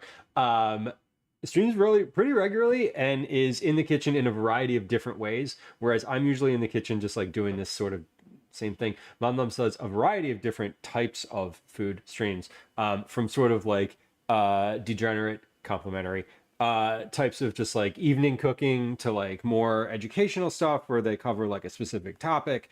And I would encourage you to check it out. Friend of the stream. Friends who just joined us, welcome. My name's Lou. This is also a cooking stream. I'm a home cook, recipe developer. We do recipe development on stream, vegetable forward family meals. We bake, we meal prep, we do prep for camping trips. We get out in the world IRL every once in a while. My pronouns are he, they. I'm happy you're here. We're a very conversational community, and today we're making cupcakes. So that's what's up. We made homemade caramel. It looks like this. It's cooling. Should I put this in the? Oh, don't touch that. It's still hot. Should I put that in the fridge? Do you put caramel in the fridge to cool it down? Would that like cool it too much? I'm worried. I don't want it to cool down too much. Has the flavor changed since it came out? Ooh, it's already a little thicker. Yeah, look at that. Look at that shit. That looks good. Oh yeah, the flavor changed just a little bit. I am gonna put this in the fridge. Why? Because I want it to cool down faster than I think it'll do on the counter. Bro, Calvin's birthday was great. He what did he do? He came home. His friends were here for a long time yesterday. They played. They were like playing. Is it dangerous for the glass? The glass underneath. I don't think it's that. I don't think it's hot enough to do anything specifically bad to that glass. I've sat. I haven't sat hot pots in there before. But I've sat like warm stuff. I don't think it's. I'm not concerned. I will say I'm not concerned about it. And if it shatters, it's going to shatter into the vegetable bin, and we'll just throw all that stuff out and cry about it. I was thinking of the jar shattering. Oh, the jar is. I'm not worried about the jar. The jar is fine. I put boiling water in that jar to make tea a bunch of times, so that the jar itself is fine. I always am concerned about the glass underneath. I have nightmares. Heard. Forgot that our kids have similar birthdays and are around the same age. Amazing. Well, happy early birthday. Yeah, Calvin just turned 11 yesterday. Had friends over. They were here for, oh God, like 3 hours at least, I would say. They popped a ton of the balloons. They had a lot of fun popping balloons. We ended stream yesterday at the exact right time, because when I say that we got like an IRL raid, I mean it. Like, a bunch of kids came into the house. They were like, "Oh my God, balloons!" And they all started popping balloons. They grabbed knives out of the knife block and were like slashing at balloons in the living room. And I was just like, la la la la la la la. I hope your parents aren't here. Anyway, it was all fun. It was all Gucci, as they say, and they ended up playing Life, like the board game Life, for like an hour and a half in the living room, and then he and I watched One Piece for like 2 hours, and then we watched Big Brother, and that was birthday, so it was nice. It was really nice. Today he is at camp again. He went kayaking. He has a karate test later tonight, so big week, honestly. I need 420 grams of all-purpose flour. Get it? It's a joke about drugs. Anyway, it'll be 11 on Wednesday. Well, congratulations. That's super fun.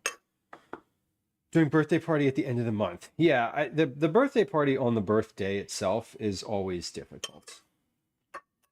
TARDIS, the caramel turned out really well. It's I would say it's a little bit darker than I think I was expecting it to be. It is it's not burnt, but it is a bit I think the sugar was darker. So it has a slightly more savory flavor to it. If that makes sense. It looks good though, and it's smooth. I don't know if I would do anything different. If I was doing something different next time, I might literally like turn it on like the lowest temperature and let the sugar melt over the course of 2 hours. Like, that's, I think, what I would do differently, if anything. What I'd love to do is test it and do that again. I'd love to like just make it again. Okay, 3 teaspoons of baking powder. So we're taking this cupcake recipe and we are doubling it. So I'm doing that mentally because I did not write it down. So just like we're doing math as we move together here. In the medium bowl, whisk together the flour, baking powder, and salt. So 3 teaspoons of baking powder. 1, 2, 3, and then salt. Half a teaspoon of kosher salt. Okay, so I need 1 whole teaspoon of kosher salt. 1 whole teaspoon of kosher salt. Okay. In the stand mixer with the paddle attachment, beat the butter and sugar together for 2 minutes. It should become light and fluffy. Okay, we know what that looks like. This is a super familiar process. We're now back into like familiar territory. Caramel is like, whoa, what are we doing? Are we also giving it to the next person after doubling it? I kind of love those videos. And where would y'all double it and give it to the next person? I would be like, give me that, give me it. Peace. See you later. Maybe not. I don't know. Depends who was watching. It's like what I tell Calvin. It's what we do in secret that defines integrity. And yeah. I don't know. I don't know what I would do. Sugar. 200.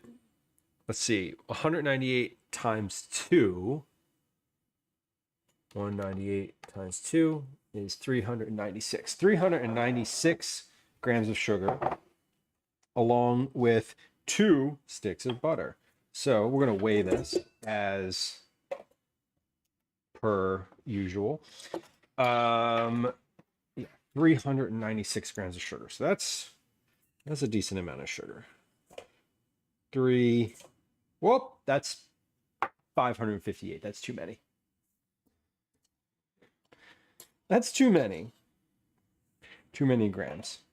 449. Nope. Why did I pour so much in there? I was very enthusiastic. 396. All right, that's 336. So now we do this 50, 60, 70, 80, 90, 4, 5, 6. Okay, 97. Close enough. It was a very good year. I need the sugar for the buttercream. Leave that out, Lou. Don't put that away. You'll be frustrated when you put it away because then you'll need to get it out again. All right, 2 sticks of butter. 1 and 2. Well, none says, I would never double and give it on certain things. Those would be mine. Yeah, I'm with you. I'm like, listen, somebody's got to just be like, give it to me, right? If a vampire writes another vampire, what happens?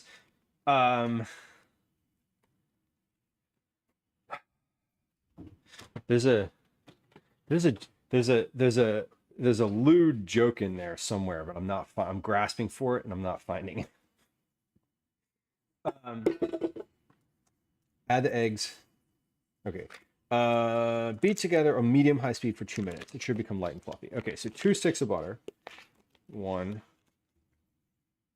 2. These are room temperature sticks of butter.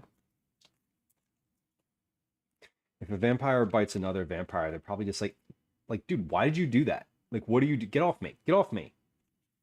I said no biting. We agreed to this.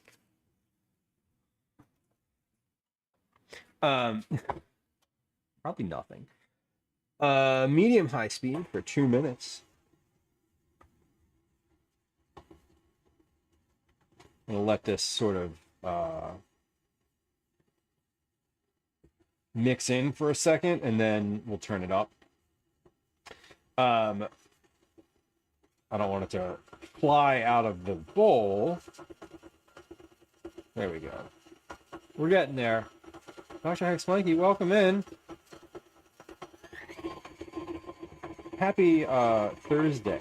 It's Friday Junior, in fact. Happy Friday Junior. All right, so we got 2 minutes. About 2 minutes. In the 2 minutes that's mixing, I'm going to wash my hands and crack the eggs, because I don't want to crack the eggs into the bowl, because and when I do that and then they get shells in there, I have to like go in and pick them out, and I don't really want to do that, so we're not. That's not fun for me, and I prefer to avoid that scenario.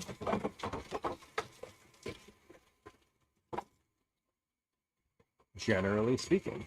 All right, it's going, it's happening.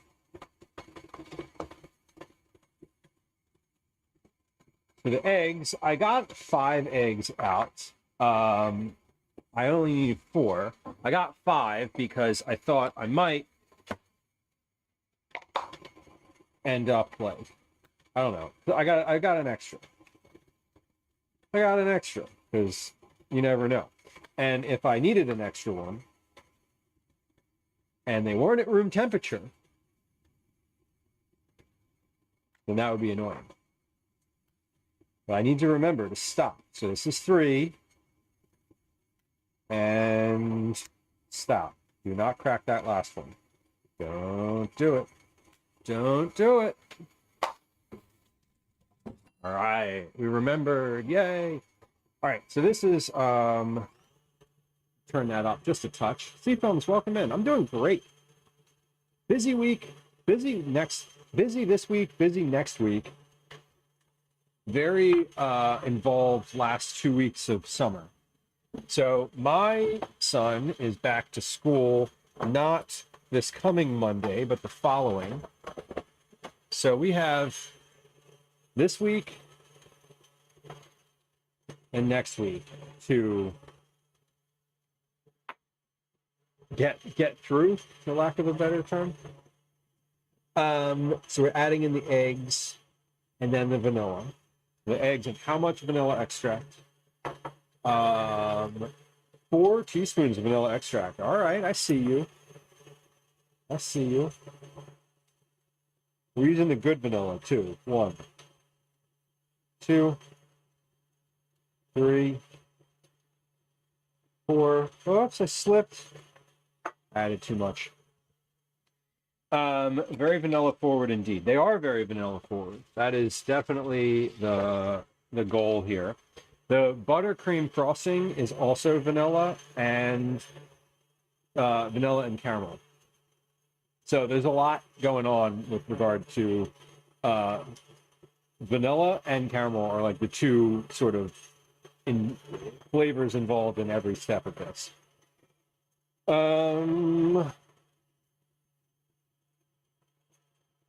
Okay, let's scrape this down.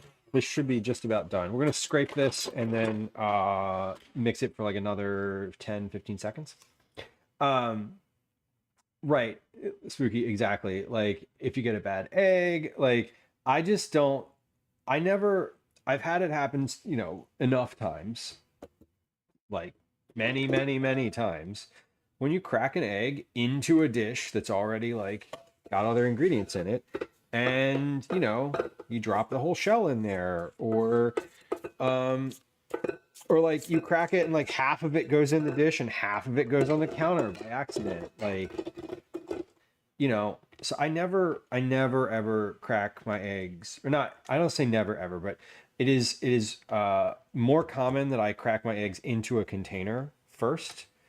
Even when I'm making like a breakfast, like for like if I'm making like a fried egg for breakfast, like literally just like making an egg in a pan, I will crack into a cup first. Because if I'm making a fried egg, I want the yolk to stay solid. And if I break the yolk, then I don't have a fried egg anymore. Can we do an egg sandwich stream? Yeah. It'll be 4.5 minutes long. No, that's not true. I could make an egg sandwich. I could also make an egg sandwich take 5 hours to make. It wouldn't be easy to make it. It would be easier to make it quick than it would be to extend it. Just saying. Add the eggs and the vanilla and beat again on medium speed. All right, so we're going to add the eggs and the vanilla. And we're going to beat on medium speed. So we're going to slow at first so we don't slosh. We don't want to slosh. We're going to beat this until it's incorporated, like uniform. No streak, one sort of like unified type of batter. Okay, that looks good. Add in the sour cream, medium, low speed until well combined. I messed up at the beginning of this and added the sour cream and the buttermilk together in one container. So we're going to skip the step adding the sour cream because I already did that. I shouldn't have, but I did. Alternate the dry ingredients with the buttermilk, starting and ending with dry. Okay, so now we're going to take the dry and we're going to put a little bit of dry ingredients in here and mix. We're going to put a little bit of buttermilk and sour cream in and mix. So we're going to do a couple part additions here. So we have dry ingredients.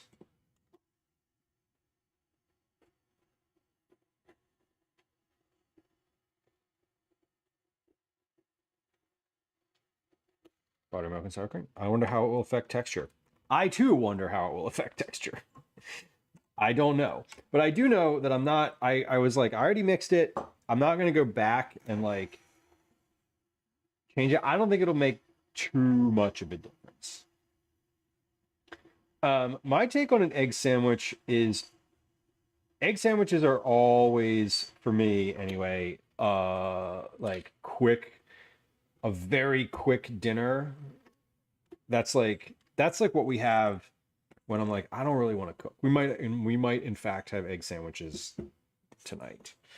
That's not true. I'm going out and Gwen's in charge of dinner, so probably egg sandwiches because we've mentioned them a couple times recently and Calvin seems to be interested in them and they're a thing that Gwen is enthusiastic about making because they're very straightforward. You could make it take 4 days because of the sourdough. Point taken. What if the egg was used as the bread? Ooh, like a double fried egg. I was this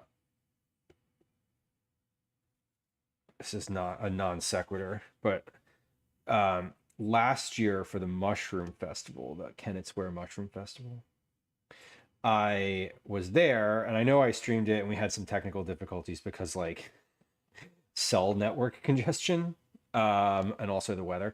But last year when I was there, they had the like chopped style cooking competition and I was like, that seems like fun. I'm getting to a point here, I promise you. So over the winter, I made a point to be like, let me like follow up on this. Anyway, I signed up to do it.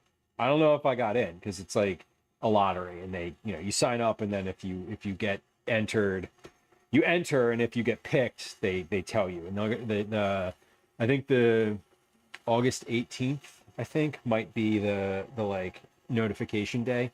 Anyway, I was thinking a fun stream would be if I get selected for that, not just streaming it, which I think I would try to do because that would be fun and I think y'all would enjoy it. I would have to have someone like filming it. I couldn't be streaming it and doing the cooking. Anyway, not these are good problems to have. My point was I think it would be fun to do a stream where we try to make like prep mushrooms like a bunch of different ways. Because obviously it's a mushroom festival, like the cooking is fine. Like it's going to be mushroom based. But they are, you like provide all your own, not your own ingredients, you provide all your own equipment, you do all sort of you do a lot of prep on your own, not prep necessarily, but like if they're like, if you want like cast iron pans, you need to bring one, that kind of thing. So I was thinking of if I get accepted to doing that, it would be really fun to do like a big mushroom stream and just cook a bunch of mushroom stuff in different ways. Anyway, one of the things I was thinking of was like double fried flat mushrooms as like bread for a sandwich. And that's why it takes me 45 minutes to tell a story. Kanara, welcome in. Hello. Welcome and good to see you. I hope you're doing all right. I hope you're doing holding up as it is. friend of the stream, fellow food and drink streamer. Fellow food and drink streamer, but also streams other varieties of content, gaming, chatting, Lego building. It's, on occasion I've seen you do, which I believe was actually a community reward. Anyway, thank you for the shout out there. Kanar is a friend of the stream, someone who I've met in real life, which is always really lovely to be able to say. And sorry, I'm like looking at the texturing here. My brain's like, nope, you cannot do those two things at once. And a fellow advisor to the Food and Drink Creator Club on Twitch. If you're a food and drink streamer, there's a link to that in chat. It is a nice little community for folks to be able to connect with each other and experience the learning and community that comes with having other people in your very small little niche on the internet. So welcome in.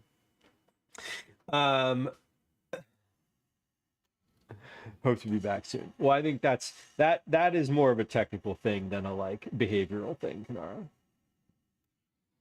Okay. It's been a while. Yeah. Gwen, reminder, whoever's doing karate tonight, he needs to be there at 5:30. That's me. Okay. I'm on track Could to. we both? I was thinking that. We both want to watch him test. I'm on track to be ready for that. So I'm planning on it, in fact, but you know, whatever. Anyway, this is great. I had significant fears around whether or not this would all fit in the bowl, and I went for it anyway, and it did. And it did. Do not derail the track, Kanara. I will do that all on my own. Trust me. What will happen is Calvin will come home and he'll have things to say, and he'll need things or want things, mainly attention, which like is normal. He's 11. He's like, you know, he comes in and he wants attention. He wants to say hi. It was his birthday yesterday. He's really excited. I'm making cupcakes. He's going to want to know about those, or he's not, or he's going to whatever. Anyway, he has a big karate test this evening, which was a bit of a surprise. And we knew it was coming. We just didn't know it was coming today. So he might be anxious about that. Anyway, we're all sort of gonna maybe try to go over and be present for that. And if he, whatever, we'll see. We'll see how it goes. Must hold to the schedule. I know. Well, listen, I'm beholden to the oven at this point. Like I can't make these bake faster, and we're not going to not bake them. So it is what it is. Okay. We have added the sour cream. We've added the dry ingredients. We are now ready to fill the cupcake liners or fill the cupcake trays. Fill the trays with liners. Fill the liners with cupcake batter. Fill the oven with cupcake trays. And profit or whatever. Let's see the nails. Oh my God. They're so embarrassing right now. No, these are the tail end. I've picked these. Look at this. This is like we've got shards. These are more than I've had these on for more than a month. On the counter over here, I have had aluminum foil and paper towels ready to go to like take the last like little nubbins of color off of here, because it's literally bothering me that it's still there. But I don't want to say that I haven't had the time, but like that's a thing that you sort of have to do start to finish, and I haven't prioritized doing that for like I haven't prioritized an hour to do that. We need a nail day stream. You know what I need? I need to go ask the people who do my nails if they mind if I stream it. That's what I want to do, because I don't really want to paint them myself again. I did that on stream a couple years ago, one time. And it was a lot. It was good. It was fun. I had fun. I enjoyed it. I think the folks who were here for that enjoyed it too. And I'm also not as good at it. You could stream it and not show them. I could. I could. I also have friends who do nails, and I wanted to be like, hey, will you do this for me at like my house? I do them. The only thing I don't do is paint them when I do them myself. I will do like I'll trim, I'll do the cuticles, I'll do like buffing and smoothing and all of the like pieces of it. I just when it gets to the painting, I'm just like I'm not well practiced at it. I would have to do it more often. I don't want to say I'm not good at it. It's not a thing that I do regularly. I paint Calvin's nails every once in a while. He'll ask me, and I'm good at those because that's someone else's hand.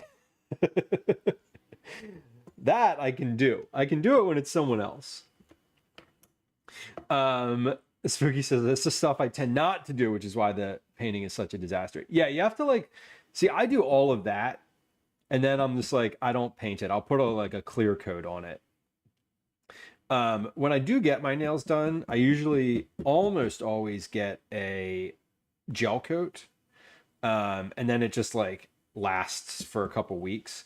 Like I got these as a gel coat. When did I get these? I got these at the end of July, so it's been a while. The worst part is the food cleaning up. Yeah, for me, the worst part is if I don't do dishes during stream, the aftermath of like dealing with the sink is brutal, to say the least. To say the most, I could just talk about it continuously for the next hour until I do it. So I put the things in the dishwasher that can go in the dishwasher, and that is satisfying. When I used to run ads like once every hour, that's what I would do during the ads, was stay up on my dishes. I don't do that anymore because the ads bother me. Okay. They don't bother me. They make me money, and I kind of like that. But also, I don't like having to pause. Fill the liners until they're 2/3 full. Bake 20 to 23 minutes. Let cool. Your cupcakes might have a split at the top, almost like a muffin. That is okay. This is good. This is like we like that kind of note. All right, so I'm just going to put. This is a 3 tablespoon scoop. So I'm going to put batter in here. This is a double recipe, so I might need to bake these 2 trays plus a little bit more of another tray. However, here's what I will say. If I end up with too much batter for 2 whole cupcake trays, I'm going to adjust, and I'm going to not the word. I'm going to grease a small ramekin and put the rest of the batter in there, because I only have enough space in my storage for 24 cupcakes. And so if I end up with more, although I guess I did want to have a couple for today. These are for Saturday, so we're not icing them today. We're making them. We're making them today. We're probably not going to fill them or ice them.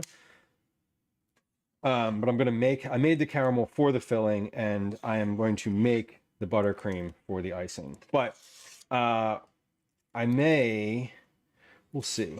I may actually, I wonder if I can make, I got a bunch of batter left in here. So yeah, I do. I'm going to tap these down.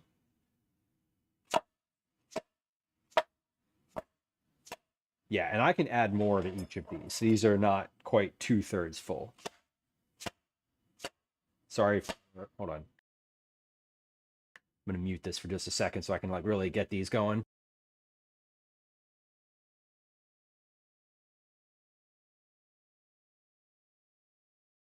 Okay, that's better.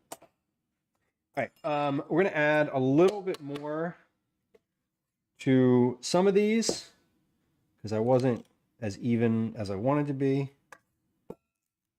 So I'm just going to add like an extra tablespoon to a few of these. We'll tap them again. And then we'll take the rest of the batter and put it into, I think I am just going to put it into a ramekin as opposed to making more cupcakes. I think there's enough in here.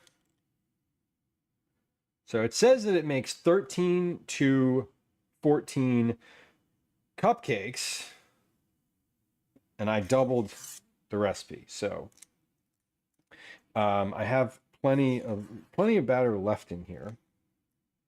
We were robbed of the sounds, and I'm sorry. I do know that sounds, the specific sound of slamming things onto the counter, I am aware does come through on the stream. Some sounds don't. The sound of the food processor or the blender doesn't come through, but those like slightly higher pitched slamming sounds do. Okay, that looks good. Let's give these a little like spread out here. I'm gonna do that one more time and then make sure these are all kind of as even as possible, and then we'll pop them in the oven. The goal is just get them to be all roughly the same. So if they're all a little overfilled, that's okay. If they're all a little underfilled, that's okay. Just get them to be even. And the other thing about having a big pile of icing on the top of these is if some of them are a little smaller than the others, we'll just add more icing until they're all the same height. It's like putting lifts in your shoes, you know, which is a thing. All right, so I'm going to take this spoon now and kind of do the last little fill it up bit. And then we'll pop these in the oven. I'm going to pop these in the oven. Maybe I'll just wait for a second and put all the ramekin, like a ramekin in at the same time, so that it's all starting to bake. The ramekin will take longer because it will have more density to it, but starting them at the same time would be ideal. That's why I wear heels. Yeah, I mean, this is valid. It's funny. Men are there's different men's shoes that have like lifts in them, but they're also secretive. Like it's all like, you know, like no C lifts in your shoes, and it's like, come on, y'all. You silly. You're just silly. You know what? Let's do I'm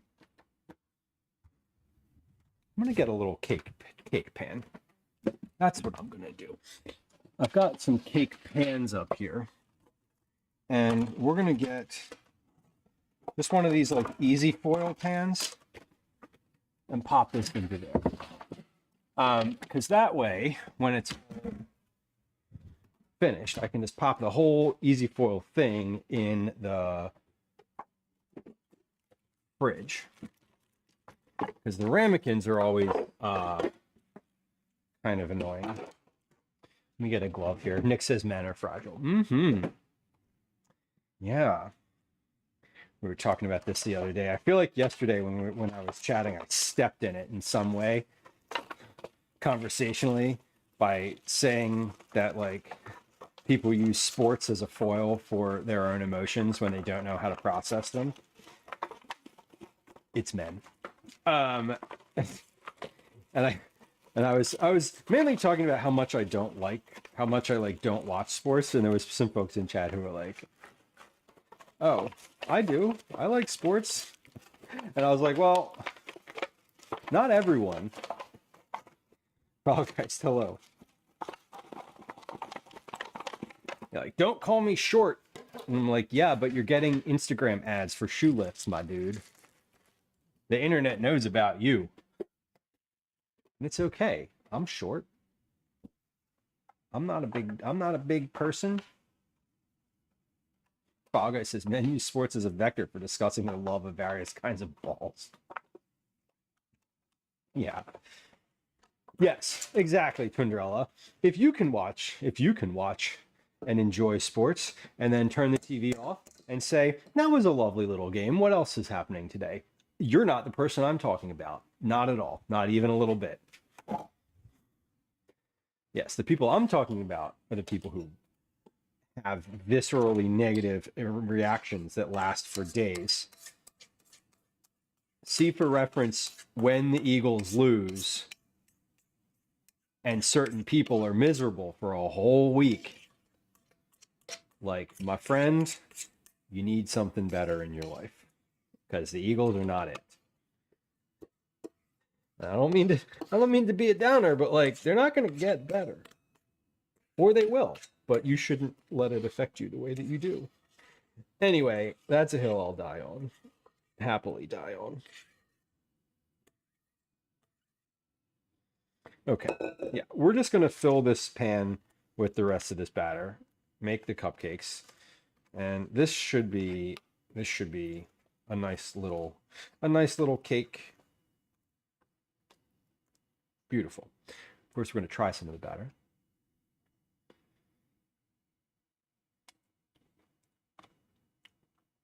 That is really good.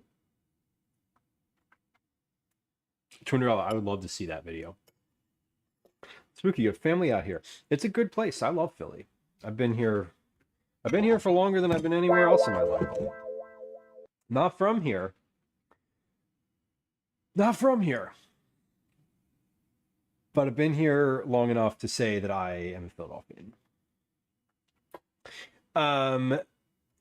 You shouldn't smash your TV. You shouldn't. There's no reason to smash your TV in any capacity. Like, why? Like, that's the thing about regulating your own emotions. Is like, if you're hitting the point where you're smashing a TV, you've peaked. You're in the red. Go talk to someone about it. Pop these in the oven for 20 to 23 minutes. And see what happens. I want to pop this cake loaf in here too. Put that in the center.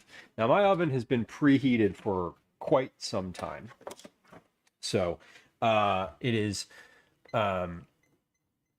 we should be good. We're at the point where the pizza stone is hot. Like, I turned that oven on before I went live today. So that oven's been preheating for like 3 hours.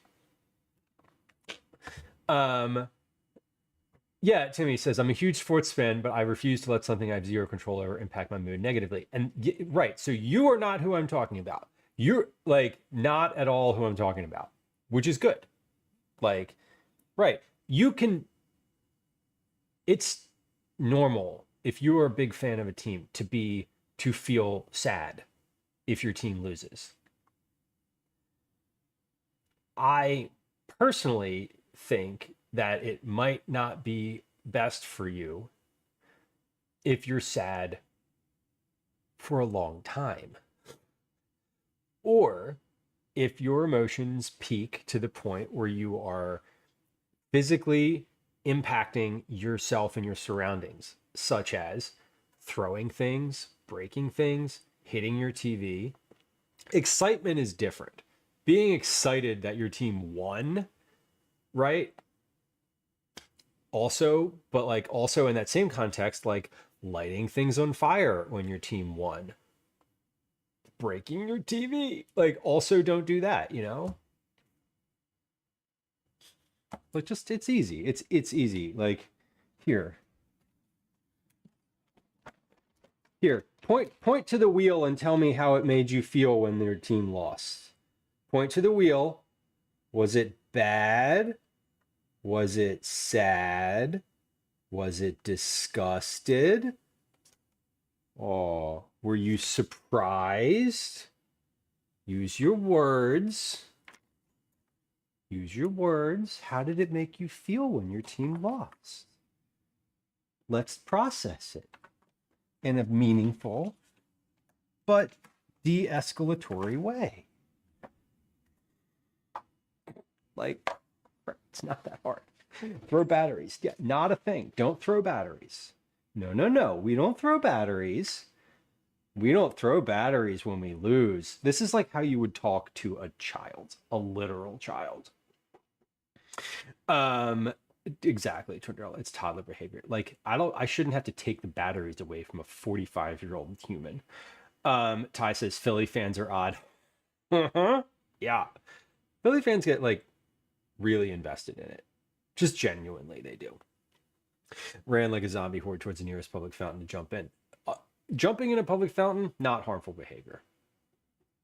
Weren't supposed to do it again, but again, not harmful. Not like breaking the fountain.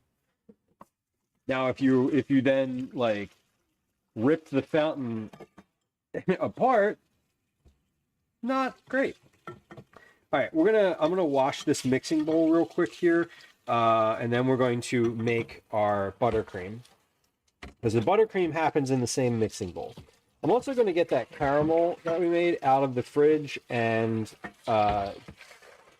give it a stir, because I'm assuming that it is cooling, but cooling unevenly, because that's how it works in the fridge. So yeah, just a moment here. I'm not doing all the dishes, and we're not processing dishes in this moment. So I'm literally just washing a bowl. And I guess I should wash the paddle attachment, because I'm going to need that too. But buttercream is super easy to make, and we're going to do this while those cakes are in the oven. Cups of cake, as it were, are in the oven.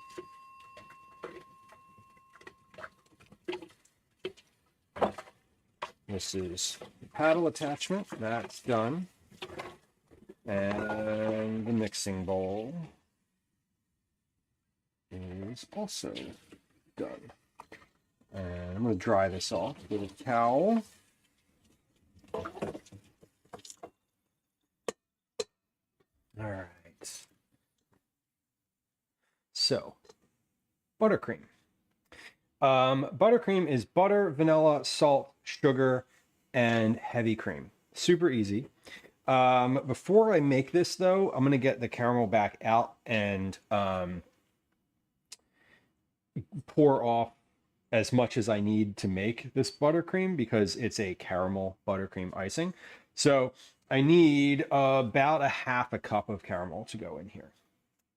So we will get that out. We're going to get that out. We're going to stir all of the caramel and make sure that it's see how well it's cooling. And then mix this, and then we should be roughly ready to check on those cupcakes by the time I'm finished this whole process. Did I set a timer? Confirming I set a timer. Yes, 14 minutes left.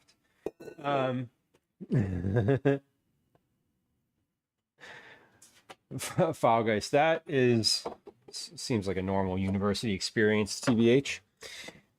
This is, oh yeah, hell yeah, that is looking. This is the jar,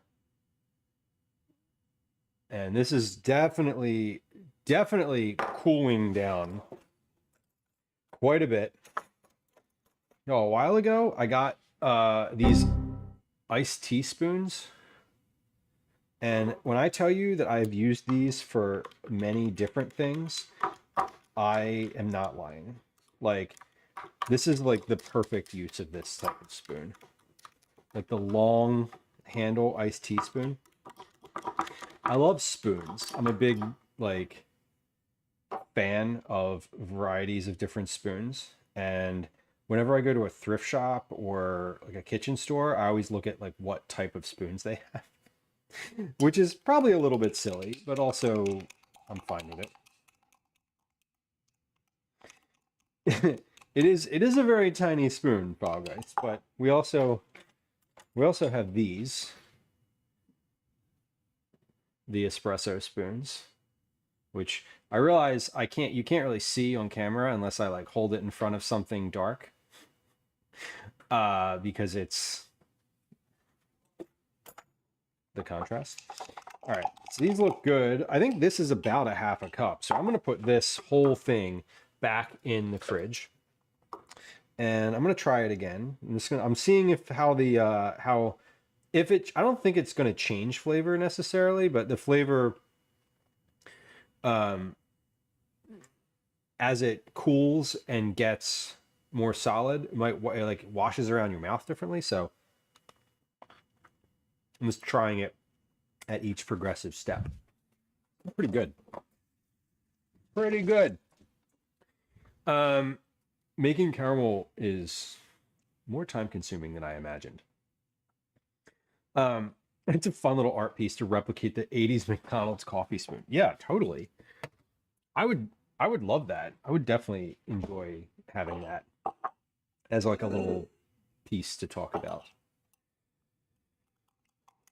Okay, I'm also just gonna pop this caramel literally into the freezer in this ice for a few moments because it's not gonna freeze in that time. It's going to cool down a lot, and I do want that to happen because it does say to let it cool until it is very thick, which we're working on that. Cinderella, enjoy your lurk. Understood on the adulting. So 4 sticks of butter. 1, 2, 3, 4. And now this will do it for our butter today. Shocking, right? In your stand mixer, beat the butter and confectioner sugar until well combined. Okay. Don't worry. I know what I'm doing. I have no freaking idea what I'm doing. 2. We're doubling this recipe again. So not again. We're doubling this. We're doubling this recipe for the first time. Again, we're doubling our recipe. 1, 2, 3. So we'll I think what we'll do with the confectioner sugar, I need 6 cups of confectioner sugar, which is a lot. I'm gonna need more than what I have on the counter here. I have more, so that's not a problem. But we are going to need to add the confectioner sugar at in little bits because putting 6 cups of sugar in here at one moment would not be ideal. Beat the butter and confectioner sugar on low speed until well combined. Turn the speed to high until light and fluffy. Add in the salt, vanilla extract, and caramel, and beat again on medium speed for 2 minutes. If your frosting isn't as creamy as you would like, add a tablespoon of heavy cream. Okay, great. So let's turn this mixer on for just a moment.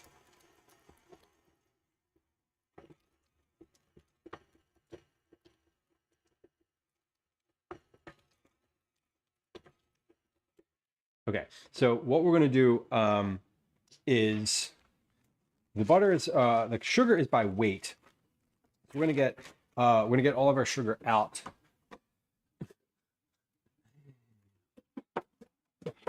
Well, whipping it is the only one that incorporates it. The spanking is just for the visceral enjoyment of the thing. Truly. Okay. We're definitely going to use the rest of this powdered sugar. So let me just open this bag all the way. I'm very thankful to be finishing this bag of sugar because it has a hole in it in like a weird spot where one of the cats chewed it. And it's been kind of a pain to have. Okay, so that was 1. This is 2, so 339. I might not need more powdered sugar. I might not actually need the rest of this bag. I forgot that how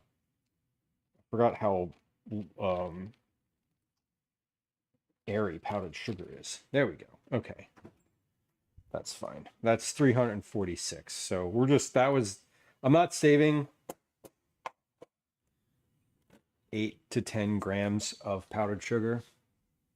It's good. We're gonna just use what we have. Okay, so beat the butter and confection sugar on low speed until well combined. Okay, so I'm just gonna go ahead and put it in slowly.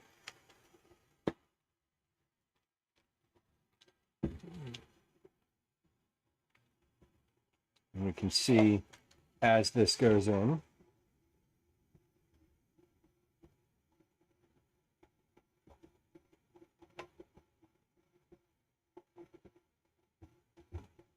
So that is 1. That is half of the powdered sugar. Hello. Yo, how's it going? Good.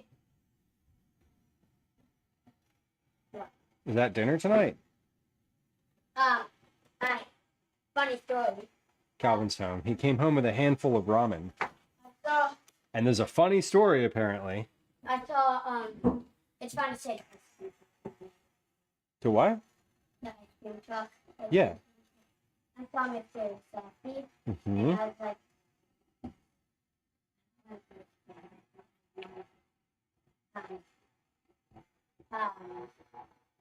Keep adding the powdered sugar here. then I remember earlier in the day, I found $10 in my pocket. You found $10 in your pocket? Yeah. Okay. And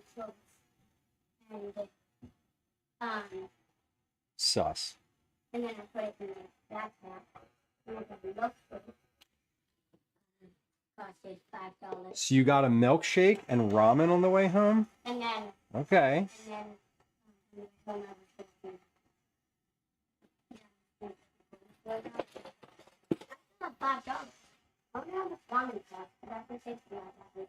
Okay. Well, that sounds like a good dinner I tonight. also got this shirt because Oh, yeah. we I needed see. that to go kayaking. Yeah. And they gave it, anyone who didn't have it, they gave it to them. Okay. Cool. So you finally got one. Yes, I have the shirt. Excellent. Nothing like getting the camp shirt on the second to last day of camp. Yeah. Fantastic.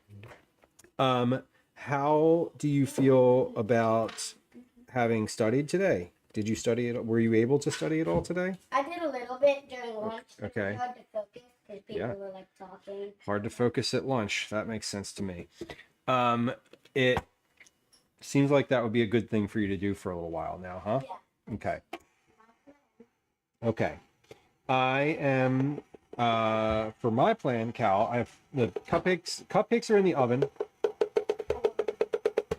for your birthday thing on Saturday. That's what I'm doing right now. Cupcakes are in the oven. I'm making the frosting, and we're going to be I'm not frosting them today. I'm making the frosting. Yeah, I'm not going to frost all of them, but I am going to frost like 1 or 2 of them. Okay? And then I'm going to finish them on Saturday. So I'll finish like 1 or 2 and you can try one today. And then I can help you study for a little bit if you want. Okay? Yeah. But definitely go do that. Are you feeling how are you feeling about it? Like 10 is super confident, 1 is like shouldn't even try. But now I'm about it like a 6.3. 6.3? Okay. Okay. Well, I think we can get you a little higher than that. My other thought too is that if you don't do well. No, not a 2, a 6.3. Okay. Ah, Okay. God. My other thought is if you don't do well today, the actual physical aspect of it is Saturday. Yeah. So you may, I mean, and I think that your written is today. I'm just saying it might actually be Saturday because the deadline for the other test was Friday. And so they might, I'm assuming it's today. I'm assuming it's today because you do not have class tomorrow, right? Yeah. No, it's fine. Right. So the deadline for taking because all the kids that do the online version of it have to do that by tomorrow. Right? It might be that your test is supposed to be on Saturday. So I think we'll find out whether that's true today. Still study for it though. Study assuming it's today. I also saying my kind of final point was that if you don't do well on it today, there's a chance that you might get to do it again on Saturday. Because you might be asked, if you don't do well, like that's a question you can ask them. Okay? Okay. Anyway, I can help you study for a little bit. Mom is upstairs, and she might be around to help you for a little bit if you need. But get some good work in. Okay. Yeah. All right. Sorry. Here we are. We're making the buttercream. Add in salt, vanilla extract, and cow and beat again on medium speed. Okay, so we turn the speed to high for 2 to 3 minutes until light and fluffy. Okay, so we're gonna make this high speed, 2 to 3 minutes, light and fluffy. 2 minutes left on my clock, by the way, for my cakes in the oven. So we're gonna let this ride at the same time as the stuff in the oven. Fog, I see has a karate test today. Or rather, it is testing week for his karate studio. So there may be a test today. We are all of us in this house are assuming there is a test today. Have we confirmed? No.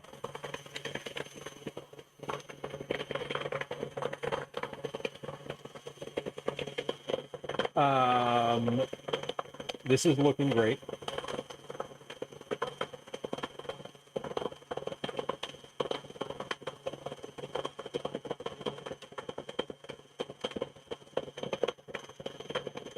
High speed, looking solid.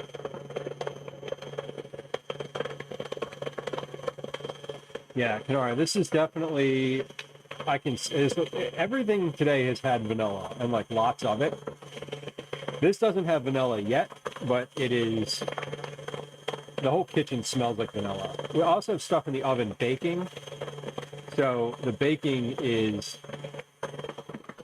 I can smell cupcakes and they're looking really good. Oh, my oven light went out. Well, they're not looking like anything, but from what I can tell, from what I can see, which isn't all that much, they're looking good. This looks light and fluffy, and we're going to get a check of this in about 10 seconds.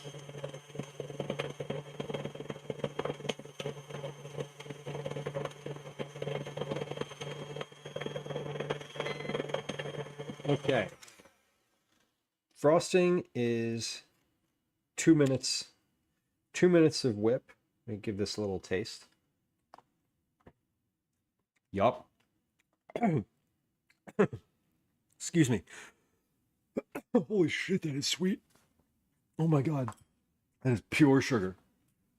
Let's check.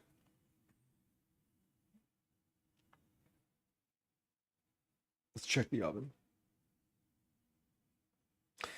That was my timer for the oven. It just went off.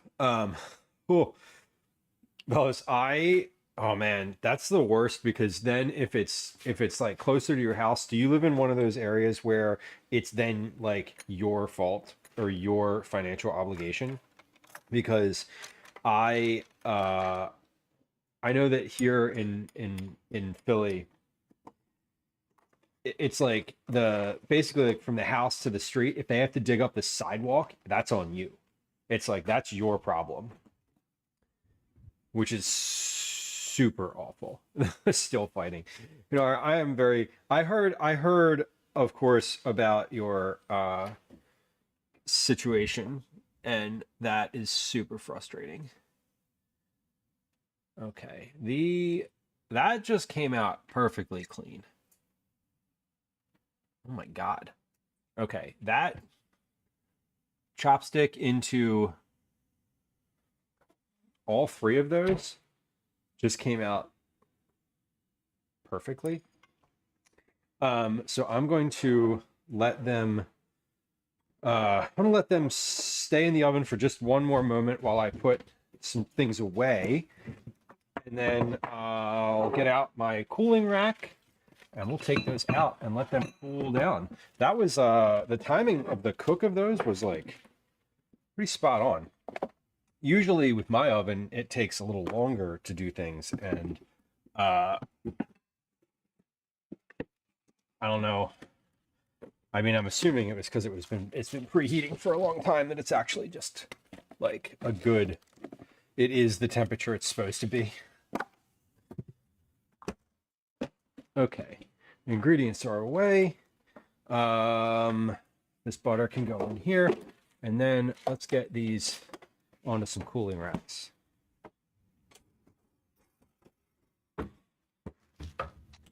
So we got 1, we got 2, and then a third for the, not a third. We don't have a third. I didn't get out a third. I only got 2. I can count to 2. We can do hard things. All right, let's get my cupcakes out of here. Hold on, hands are sticky. Hands are sticky. So I need to wash them. Need to wash them.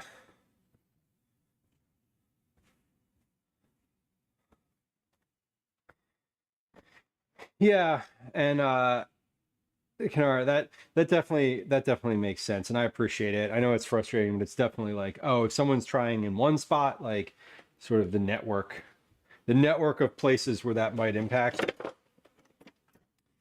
Fortunately, I don't know, fortunately or not, I'm just such a like, I don't know. I don't I have every security thing turned on, and I don't ever talk to anybody on the internet. So fortunately for me, I'm definitely very non-communicative online. Which anyone who's ever sent me a DM is like, yeah, Lou, we know. You don't ever respond. That's correct. That's correct. Anyway, this cake is definitely not finished. This like little cake pan. I'm gonna move that up and let that go for another, let's give that another 10 minutes. That is like literally liquidy. I'm actually gonna give that 15 more minutes. Perfect. Oh my God, fellas. Yeah, I don't know how it works in other places either. I hope that for you, it's not that scenario. I hope that it is just like, oh yeah, this is an us problem and we'll deal with it.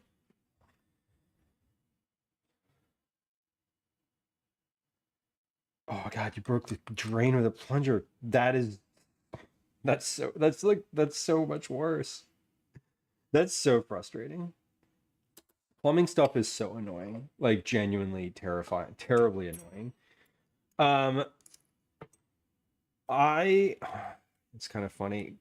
In my house, Gwen is the one who has all of the like contacts for all of the house stuff.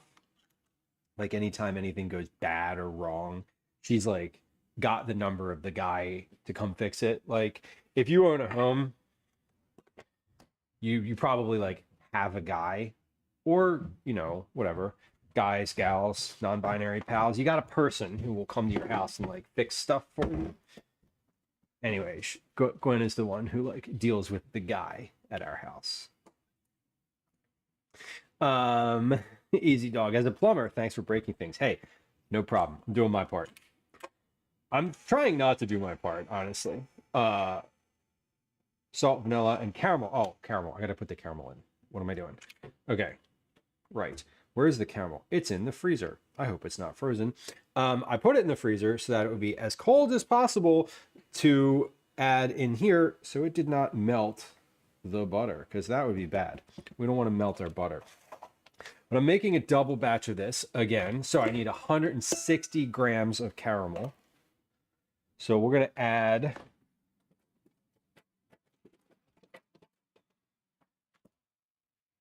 160 grams of caramel in here. Oh yeah, this is now solid. It's not solid, but it is viscous. I might have more than 160 grams in this jar.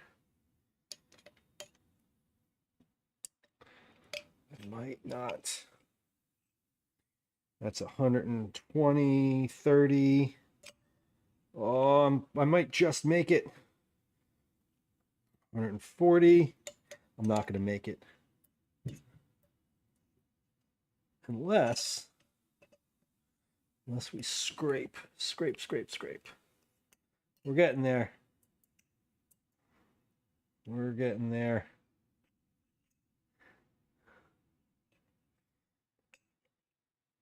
147. I'll tell you what though. Whatever comes out of this jar is what we're using. I'm not dipping into the other jar for 3 grams of caramel. So we're taking what we can out of here.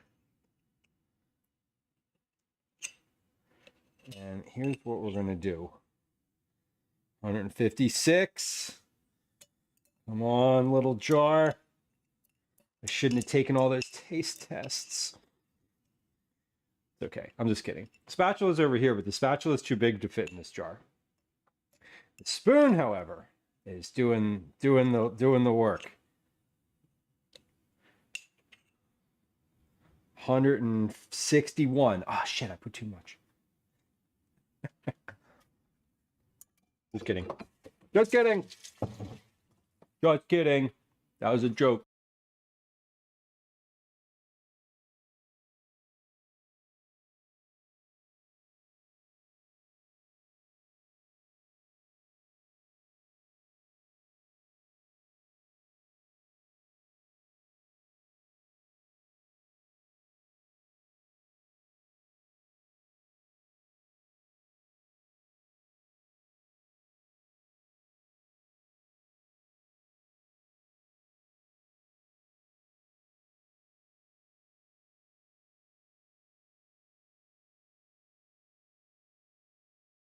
I just didn't want to dirty another dish. And my microphone died. I didn't charge it after yesterday, so it just, that was the end of it. I usually don't let them die completely, but I charged it for like 10 minutes this morning, and I was like, this is fine. It'll be fine. When it dies, I will replace it, or, I'll just adjust. I usually don't like letting them go all the way down because that's bad. But yeah, I do have a mini spatula. I have several actually. I don't think to use them. I will just do I'll just make it harder for myself for a few minutes rather than dirtying another dish. The one mic is a good, yeah, I have one. This receiver used to die all the time, like the little receiver that I have for the thing. But now I changed my setup, so I plug into USB as opposed to plugging in through the aux jack, which has made a big difference. Now I don't worry about the receiver at all. Although I bet if I took that receiver off of the power, it's just always being powered 100% of the time. So I'm assuming that the battery in it is just shot, because it never actually gets to die or go anywhere below 100. Which, you're not supposed to keep your battery that high, but whatever. Whatever. All right, so this buttercream is looking pretty good. Let's taste it and see how we did. This is I think this needs to spend some time in the refrigerator because it's warm. Like it's pretty warm. It's warm in the kitchen here. Obviously, the oven's been on. This is pretty good. This would pile on top of a cupcake. Like it would definitely stick. Taste this though.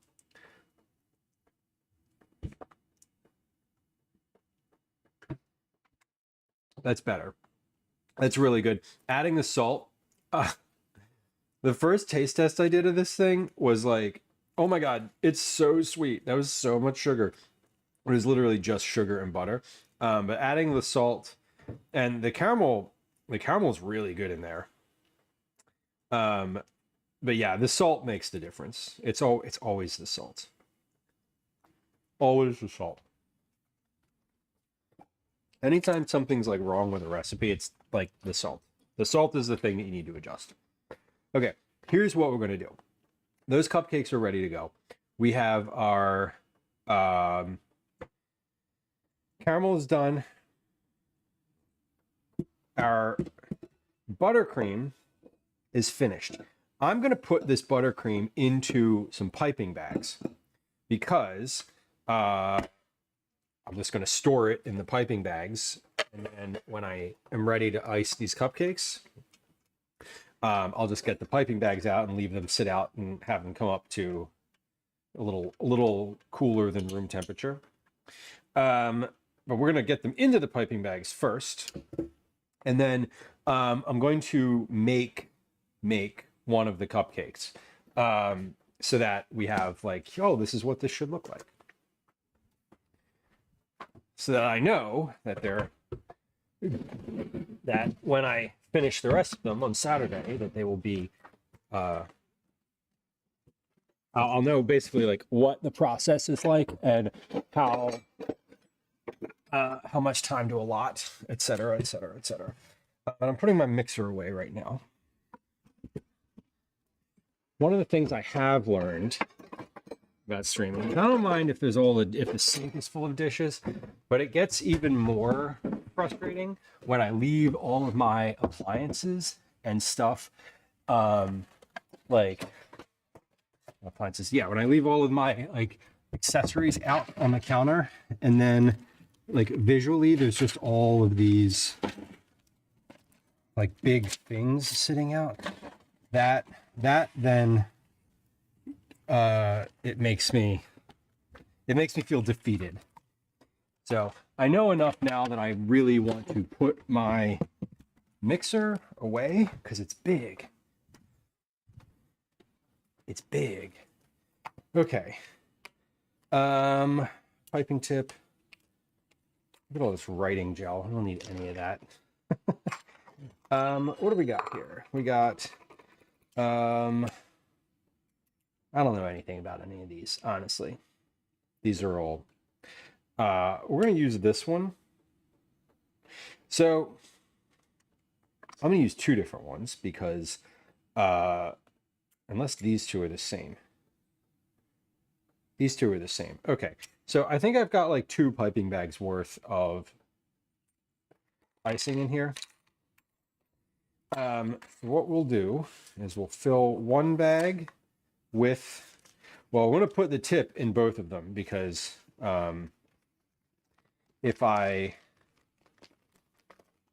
don't put the tip in one of them, how am I going to get it in when I need to get it in? I am not. And then I would be like, oh, I messed up.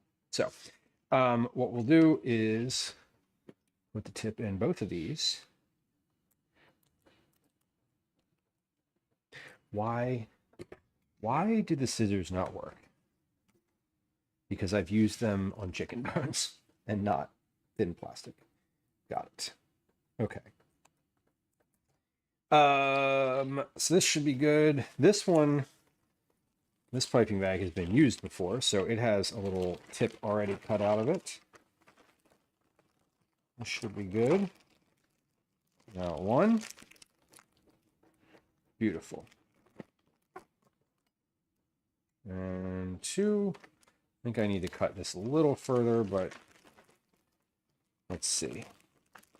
There's always a euphemism. Spooky. Probably an innuendo, too. Just a guess.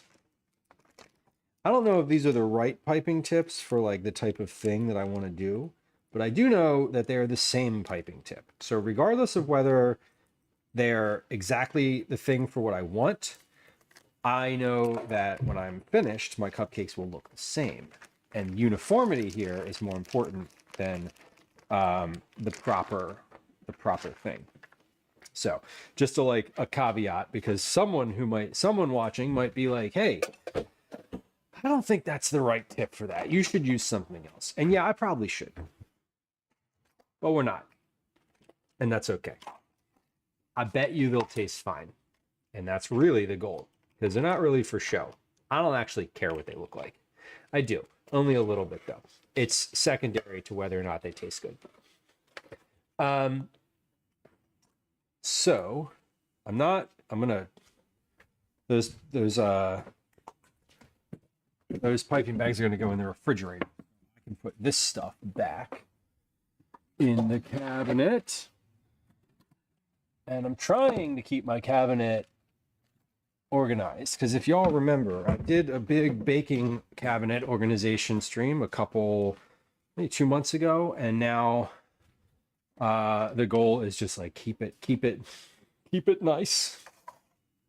Do not need the scale anymore. I do need a pint glass. Lou, why do you need a pint glass? Let me show you.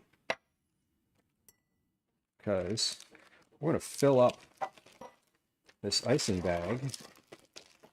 I'm going to do it like this. I'm going to put it in the pint glass, put it all the way down, just like that.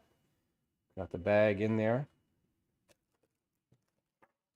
Press it around to the sides.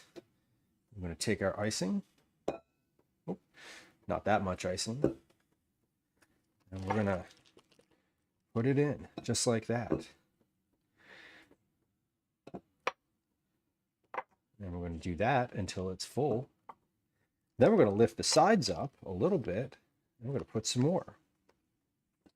And I'm not going to do this directly on the counter, but I will take a little towel, lay the towel out, thusly. And we're going to take this and just kind of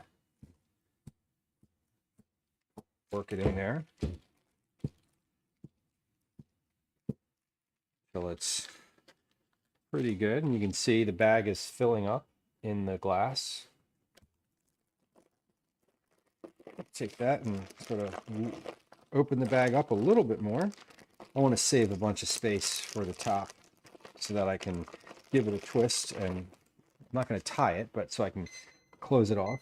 This is my timer for my cake, so let's put some eyes on that.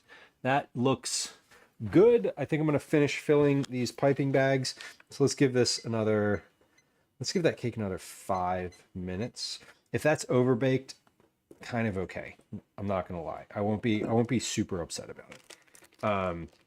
Mainly because I don't need it. It's not. That's extra. That's extra. That's extra cake, bonus cake, if you want to go that route.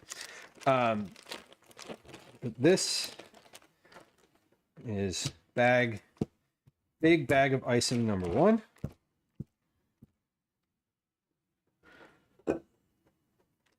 Good. So we're going to take this out and a little bit of space down at the bottom here. So we're going to keep this up though. I'm going to keep this tip up like this, and I'm going to put a rubber band around there so it stays up. 1, 2 rubber, double our rubber bands here, because it there we go. There's one. Oh, hold on. That one was like, no, we're gonna come right off. But we're gonna take that and you know what? I think I can probably just put one rubber band around this whole thing, just like that. There we go.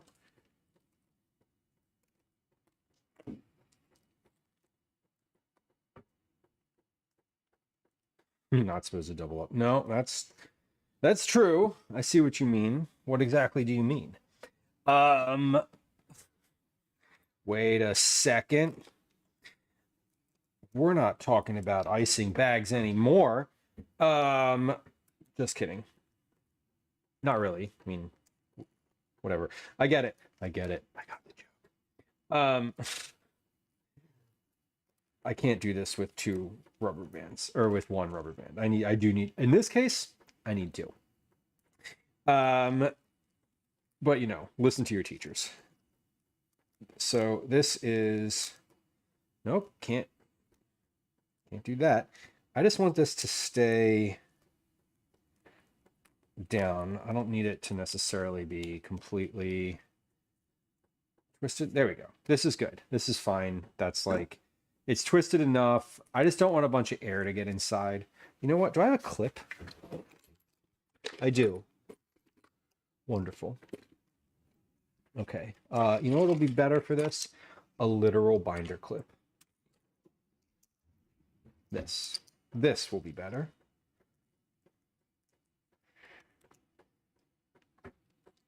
Great. Icing ready to go. This is just going in the fridge because I'm certainly not using this one yet. This bag I will use for our tester subjects. So we're going to put the rest of the icing in here. And anything that doesn't fit in here, which might be a little bit, I will use for the cake that I have in the oven. Because I'll just spread it on top of the cake. Fudge Darling, welcome in. Cookie. So this is good. I'd like to have 2 full bags of icing. That way I know that each bag is basically 12 cupcakes. That's the goal. That is the goal. The clips are always variable. I use them all the time for all sorts of stuff. One of my favorite things that happens, and this is just like a weird little kitchen joy, is when I like have something in the freezer. Like I go down in like the chest freezer downstairs and look around for something, and I like pull something out of the chest freezer, and it has like one of the like it has like a clip on it. It has like one of these. Hold on, I'll show you in a second. I need 4 hands to give that example plus do what I'm doing. So I'll like go in the freezer and I'll have like one of these clips on it, and I'm like, hell yeah, because those clips are super useful. And whenever I find one and get to like take it out and it comes back to me, essentially, I'm always really happy about it, which is again just a very specific kitchen joy. All right, timer's going off. Good timing. Okay, so this icing is for cupcakes as well. We're going to put both of those in there. One of them we're going to use today for our tester cupcake. So my cake that is in the oven is most certainly finished. Let me take my chopstick that I was using earlier and give that a test. Excuse me. Yes, that is clean, comes out clean, good to go. Beautiful. Let's take this out. Nice little cake. Random bonus cake. Kind of cool. We're going to take the rest of the icing from here and we'll put that on the cake. Not yet, because the cake is very hot and this is buttercream icing. And it will melt pretty much immediately. Speaking of testing though, I do want a little bit of, let me try some more of this. Pretty good. I might Spooky, we'll see. I feel like, here's what would happen if I did that in my head. Are you ready for this? This is a bit neurotic. Each of those bags of icing in my head equates to 12 cupcakes. If I use the icing from here on 1, 2, 3 of the cupcakes, I'm going to need to account for that in my equation of how much icing is in each of those bags and what each of those bags represents. So I have 24 cupcakes over here. I would like to use the icing in one of those bags for one of the cupcakes because, again, I also just want to know how much cupcake is, how much icing per cupcake. Yeah, what if I run out? What if I run out? That would be bad. I don't want to do that. I don't not want to do that. I feel like it might be. We'll see. No, listen, we're in the same, we're like orbiting the same brain cell here.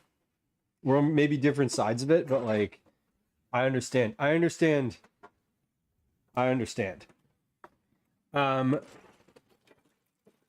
Okay. Let's do one more thing though. The caramel. So the caramel is supposed to be drizzled over the top of these once they are iced. I'm just going to get that out. I'm going to do that with a spoon. I'm not doing that with like the with this, with the what do I even want to call this? Like, I know this is like a dressing container, the squeeze bottle, the random use squeeze bottle. Okay, but let's get these cupcakes. So these look pretty good. These are a basic cupcake. I'm going to do 3 of these. 1, 2, 3. And we're going to cut the center out of these. So this says to use a piping tip, like an icing tip, and just like cut the center out. I'm just going to use a knife. Like, this is fine. We're going to just do it this way. And you add a little bit of caramel in the inside.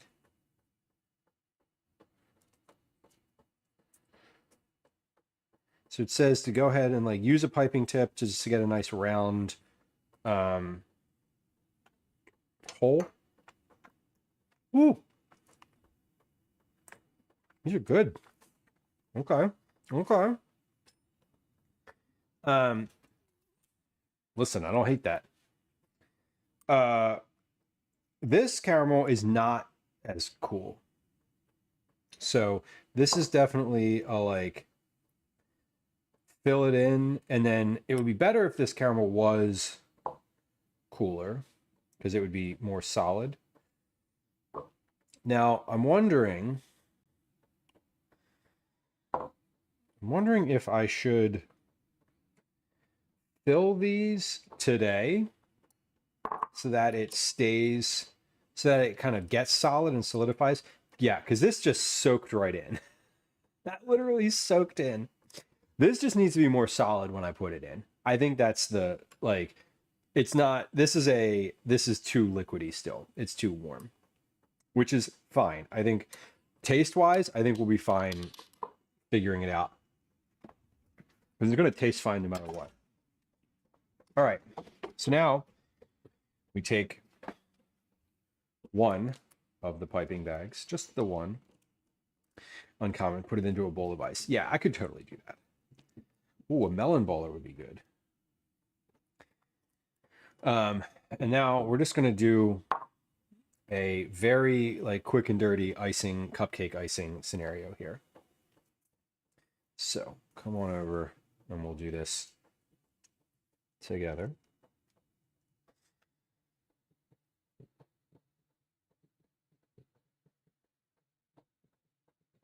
Fill from the center.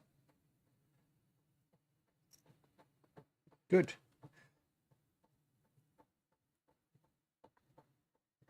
Fill from the center.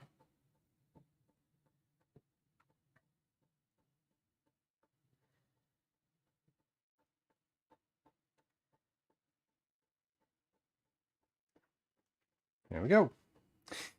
And now, hold on, I'm gonna take that and get the rest of that off of there. Uncommon, he's doing great. Had a good day yesterday. Got a party this weekend. That's what we're making cupcakes for.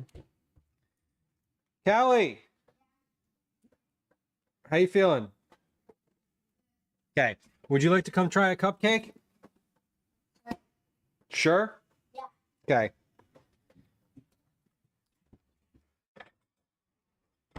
You need to change your shirt. Oh, Okay. do that. Yes, please. More drizzle. We're getting there. We are getting there. I need to wipe the counter off because it's very sticky and will remain sticky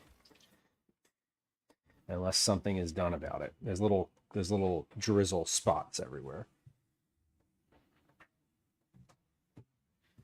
Beautiful. Okay, and then this is the last little bit here.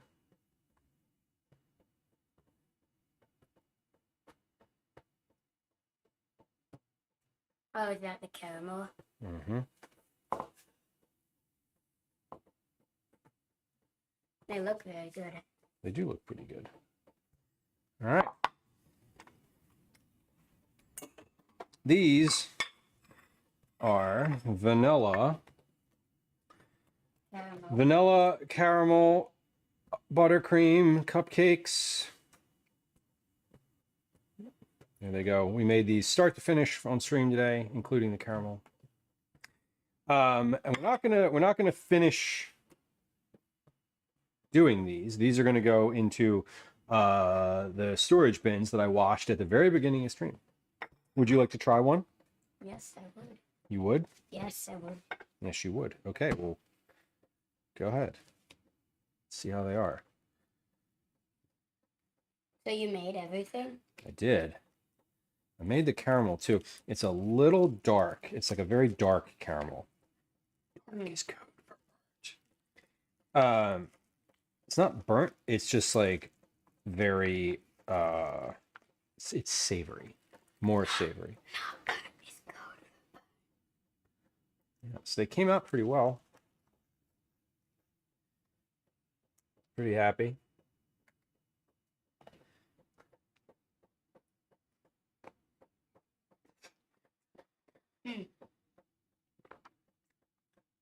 What do you think? I think they're very good. Yeah? The caramel's going to be more solid. Like the inside is sort of melted, but once everything cools down, it's going to be like more of a more like a caramel. Like this is more like a liquid syrup. I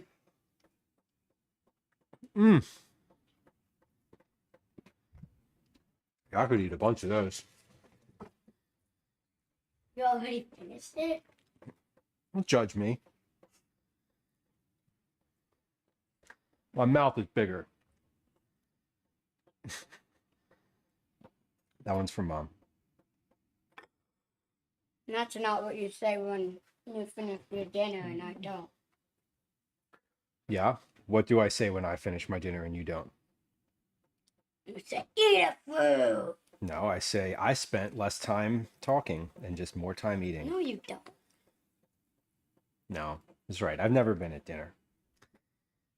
Okay, well.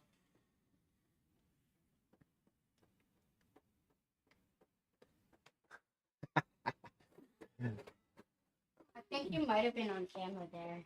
Was I on camera? I hope not. That might have been on camera. TOS. What does TOS stand for? Terms of service. Things you shouldn't do on stream. I'm gonna put this. This is a lot. I'm full because I just had the milkshake. You're full? Yeah. Okay. Give me that. Yes, yeah.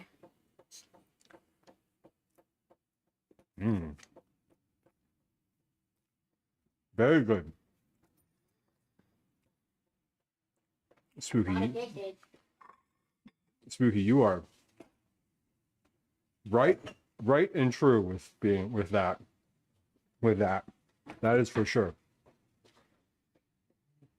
You all want to see a cat? We got a cat. You want to see a cat? Let Rick run before. Here they come. Mr. Ash is here. Excuse you, his name is Mr. Gray. Yes, this is the gray cat. Ash has a little eye thing happening, which is why he looks a little bit like Tom York. Yeah, his left eye. I don't know who Tom York is. Tom York's a singer for Radiohead who has an eye affliction, or one of his eyes doesn't open as wide as the other. Oh. This is Ash. Ash is doing really well. He's getting drops in his eyes every few hours, and he doesn't like it, but they're good for him. Uh-huh. Yeah. It's gonna be hard for you to see. That's right. That's right. He's a good boy. Aren't you? This is a good cat. He's a good cat. Ash is the most receptive to cuddling. He likes this more than any of the other cats. This is what he wants, whereas the other cats will tolerate this.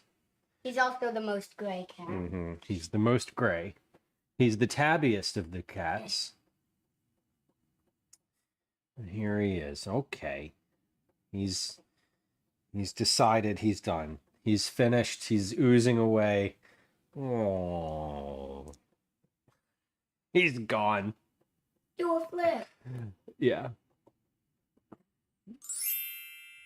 I thought it was so confetti. Well, you got confetti. Confetti's usually for special situations. Well, I don't. No, Ash is fair special enough. too. Ash is special. Ash is a special situation. Yes, that is. You're not wrong. You're not wrong. He is a special situation. He's a. Ash is weird. He's a good cat. They're all good cats. All the cats are triplets. So, or our cats are triplets. There's 3 of them. And I think we determined that Ash is the youngest. Did we? Yeah. Oh, okay. Elsie's the oldest. Obi is like the middle child. Obi's wild and Obi's a bit unhinged and also very independent. Okay, let's take a look at some notes here. Keep in an airtight container in the fridge for up to 5 days.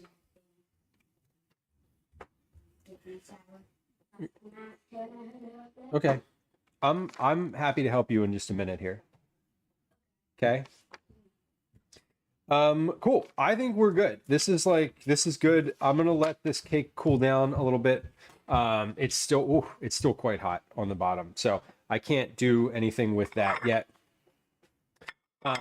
I am ready to pack these cupcakes up, though. As I said, we're gonna ice these, like formally ice these on Saturday. I made some space in the refrigerator for them at the very beginning of stream, so let's actually just package these and get them ready to chill. I love these cupcake trays. These are like so useful. They also have a flat side to them, so you can put like a sheet cake on here.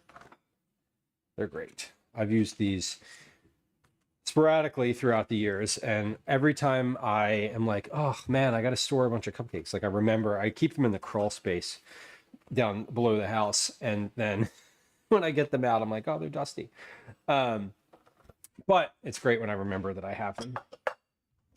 Okay, well, we did really well today, y'all. I'm very proud of us, proud of staying on track, proud of getting through the things we needed to get through. That was not always a guarantee on this stream.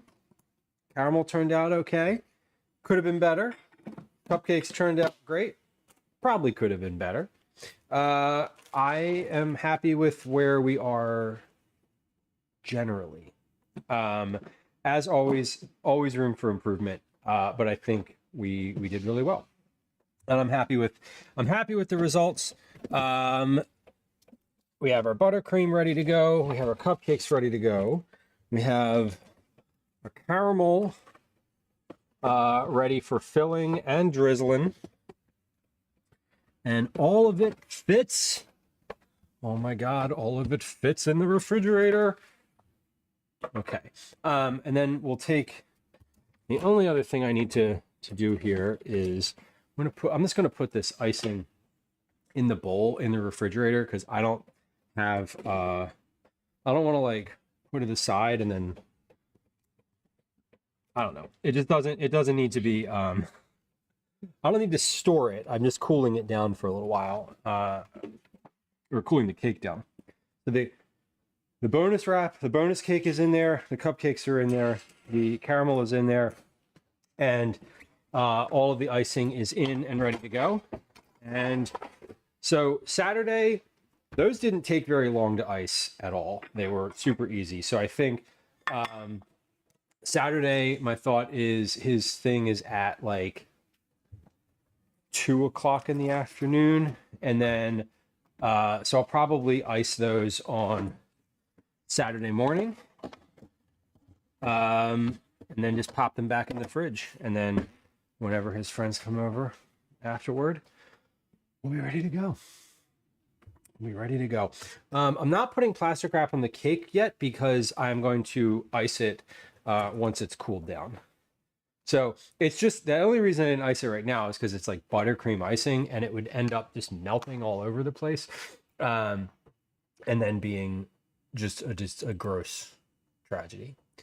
It wouldn't be gross, but it wouldn't look good. That's the thing. It would look not good. So we are good to go today. Let's see, where are we looking? There's a bunch of folks online. I'm looking in the food and drink category. I'm looking on my following list, but let's also look at the calendar and see what's on the schedule. So don't forget to turn off the AI training. Did that yesterday. All set. AI is not your friend.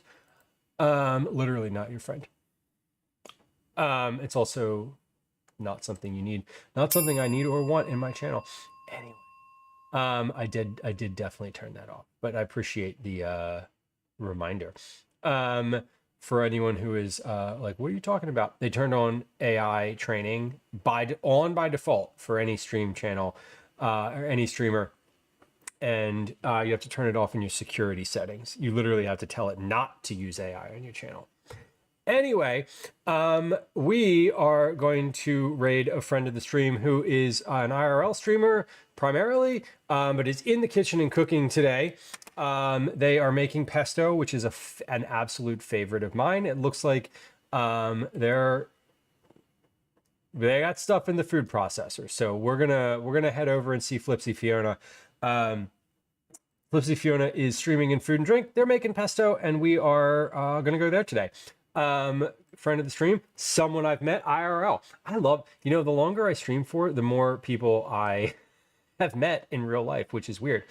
Several people came in today who I have literally met in real life, who were in chat. I love it.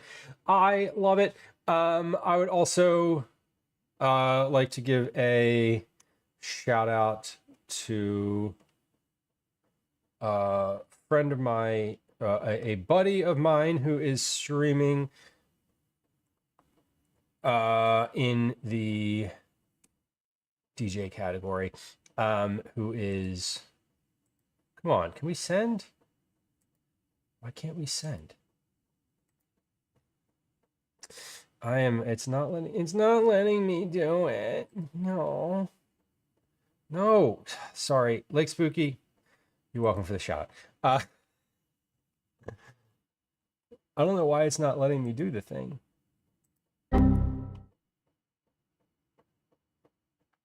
Anyway, I'm going to send a shout out to Patrick Richards too, because he's live and we love Patrick. Anyway, we'll be live again next week. Next week is going to be a really random stream. Not random. Oh my God. I'm really trying here.